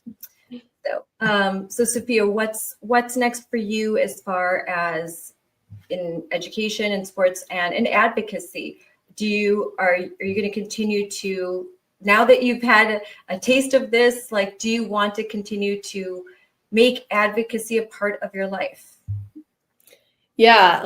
As for sports and education, as I've already said, I'm working on getting better at track so I can get recruited into college, talking to coaches. I want to study engineering. Wow. So I'm excited for that. It'll be hard, but I'm excited. I think it'll be so fun. Mm-hmm. As for advocacy, I've loved this. I've loved every second of it. I've gotten to meet so many cool people and have great opportunities through this. I forget the name of the case, but one of the cases you brought up that the Supreme Court is now working on, they added my testimony to that case from my lawsuit. Wow. And so that's encouraging to have that in the works right now. And I've also been working with Jennifer Say and XXXY. I just signed an NIL deal with them. And so that'll be helpful to help promote their products, but then also keep putting the message forward to fight for women's sports and equal rights. So the cases that will, so according to SCOTUS blog, breaking news, this is an hour ago. Oh. You will hear cases in January on transgender athletes, gun rights, and Trump's federal governor. So the cases, Little versus Hecox and West Virginia versus BPJ, the oral arguments will start on January 13th, 2026. We will definitely be listening to those live.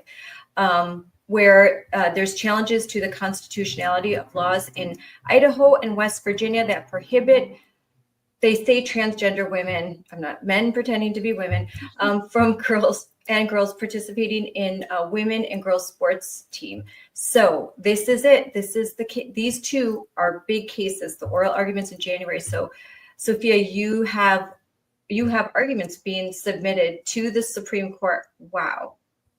That's huge. And we will be waiting on those decisions. Those are going to be really, really, really important. And then so you guys all better get ready because you'll be asked to go on TV again, like you said, and ebbs flows. Exactly. You'll all feel like you'll get all these requests like, come on to media. So I have one. If you all are interested in coming to Wisconsin, we would love to have you testify for the Saving Girls sports bills that we are trying to get passed here. So if you are interested in advocacy, I would love to have you guys fly out. We have Jennifer flying out in February. So I will let your parents know. And if you all want to come out and talk to our legislators, that would, and our people and our parents who would love to hear from you, the invitation is there because you ladies represent so well. You are so poised, so passionate. You're so inspiring, so young to be so smart. So like, I can't say enough great things. And your parents, I don't know them, but they have to be amazing because they've raised some really amazing young women. So I so appreciate you being on the show. This is, you're speaking from your heart, and you touch my heart. So I know that you're touching the hearts of so many that are listening out there. So thank you so much for being on the show. Thank you, Scarlett. Yeah, thank you for inviting us. Yes. It's great. This was my first podcast. Oh, your first podcast. Great. Well, when it airs, I'll let you know, and then we'll have it on YouTube so you can share it and all that good stuff, and we'll really promote this. So thank you, ladies, so much. And we will definitely talk again. I'm sure there's going to be some issues coming up. And the next time the Department of Education puts out a statement, I'll make sure I give you guys a call so you guys could comment on it. So you could be my regulars. You could be like my Gen Z commentators, like, hey, Linda McMahon just put out a press release saying that they are giving 10 days notice to so-and-so. I mean, there should be some good news coming from Oregon. I know that the Department of Justice has already issued lots of warnings saying you guys have got to follow the law, and there's only so long that they're going to be able to get away with what they're doing. It's not forever. So, I mean, my state is embarrassing. Like, look at Portland. They've tried to deploy the National Guard, and it's a mess It's a mess in Portland and the ICE facilities. I feel so bad, but this kind of got pushed to the back burner while all the ICE raids are going on. But yeah, my state is stubborn. It is, but it will come forward again because inevitably track season will happen again, and then there will be more of these athletes, these males participating, and more girls. Because of your example, they're going to say, no, I'm not going to compete, or they're going to do what Alexa did. They're going to get off the podium. They're going to find a way to be heard. And like you said, each girl, each family has to forge their own path. But whatever you do, don't do nothing. Because if you do nothing, then nothing will ever be accomplished. And if you live on your knees, that's not living. That's no way to live. Because the minute you cave in and you let someone take away your free speech and make you submit to things that aren't true, and that you know not to be true, then that's just the beginning of a long path of submission. And I don't know any happy people who basically have compromised their whole life. I know a lot of happy people who stand up and they fight, like President Trump said. All right, girls, have a great night. Go study. Thank goodness I'm done with that. All right. Thanks, girls, for being on, and thank you to your parents for helping to arrange this. Have a good night. Thank you. You too. Yeah, Bye. you too. Bye. Bye. Bye. How can you not be inspired by those girls? They brought tears to my eyes. Their courage is contagious. I think every time I feel weary, every time I think this is just too much, I've been doing this too long, it's too hard, people just aren't listening, I'm going to replay this podcast, and I know that I'm going to find hope again. How can you not? How can we not fight when there are girls like this, when they are out there, when they're willing to sacrifice, when they're willing at their young age to risk titles, opportunities, friendships, when they have that kind of courage? How can we as adults, how can we stand on the sidelines? How can we say, too tired to go to that school board meeting? You know, I don't think I'm going to vote. I'm not going to vote this time around. I'm upset about something. How can we leave these girls behind? We can't. We can't do it. We have to stay in this and keep fighting until there's not one man pretending to be a woman that is invading a woman's space or taking the place of a female on their athletic team, on their debate team, on their chess team, on anything. It's not just because of fairness, although that's a big part of it. It's because of truth. It's because we can't be twisted into a pretzel and try to, find a way to compromise with a lie. We can't compromise with a lie. There are two sexes, male and female. Gender is just a word.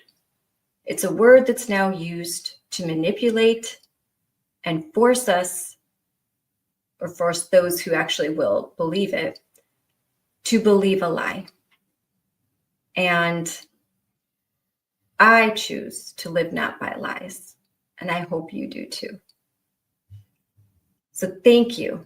Thank you for joining me on this episode of Unleashed with Moms for Liberty. I'm Scarlett Johnson, and I could not be more proud to be an American right now, knowing that there are girls like that. There are girls like that. That means this country is worth fighting for, and I'm going to fight. So until next time, bye everyone. Dear Nike. Dear Nike. Dear Nike. Why won't you stand up for me? Why won't you stand up for me? Why won't you? Why do you claim to support women and girls? Yet when we need you most, you remain silent. Today, males are claiming our identity, our sports, our spaces. Men and boys are stealing opportunities, medals, trophies, and our future. It is not fair or just. In fact, it's often dangerous. Yet you refuse to use your platform to stand up. You say you're for social justice and progress. So why do you allow men's rights to come before ours? See, with a big platform comes an even bigger responsibility. You have a chance to do the right thing. Not just do the easy thing. So we're asking you, Nike. So we're asking you, Nike. So we're asking you, Nike. As the biggest voice in all of sports. Will you stand up for me? Will you stand up for me? Will you stand up for me? Will you stand up for me? Will you? Will you? Will you just do it?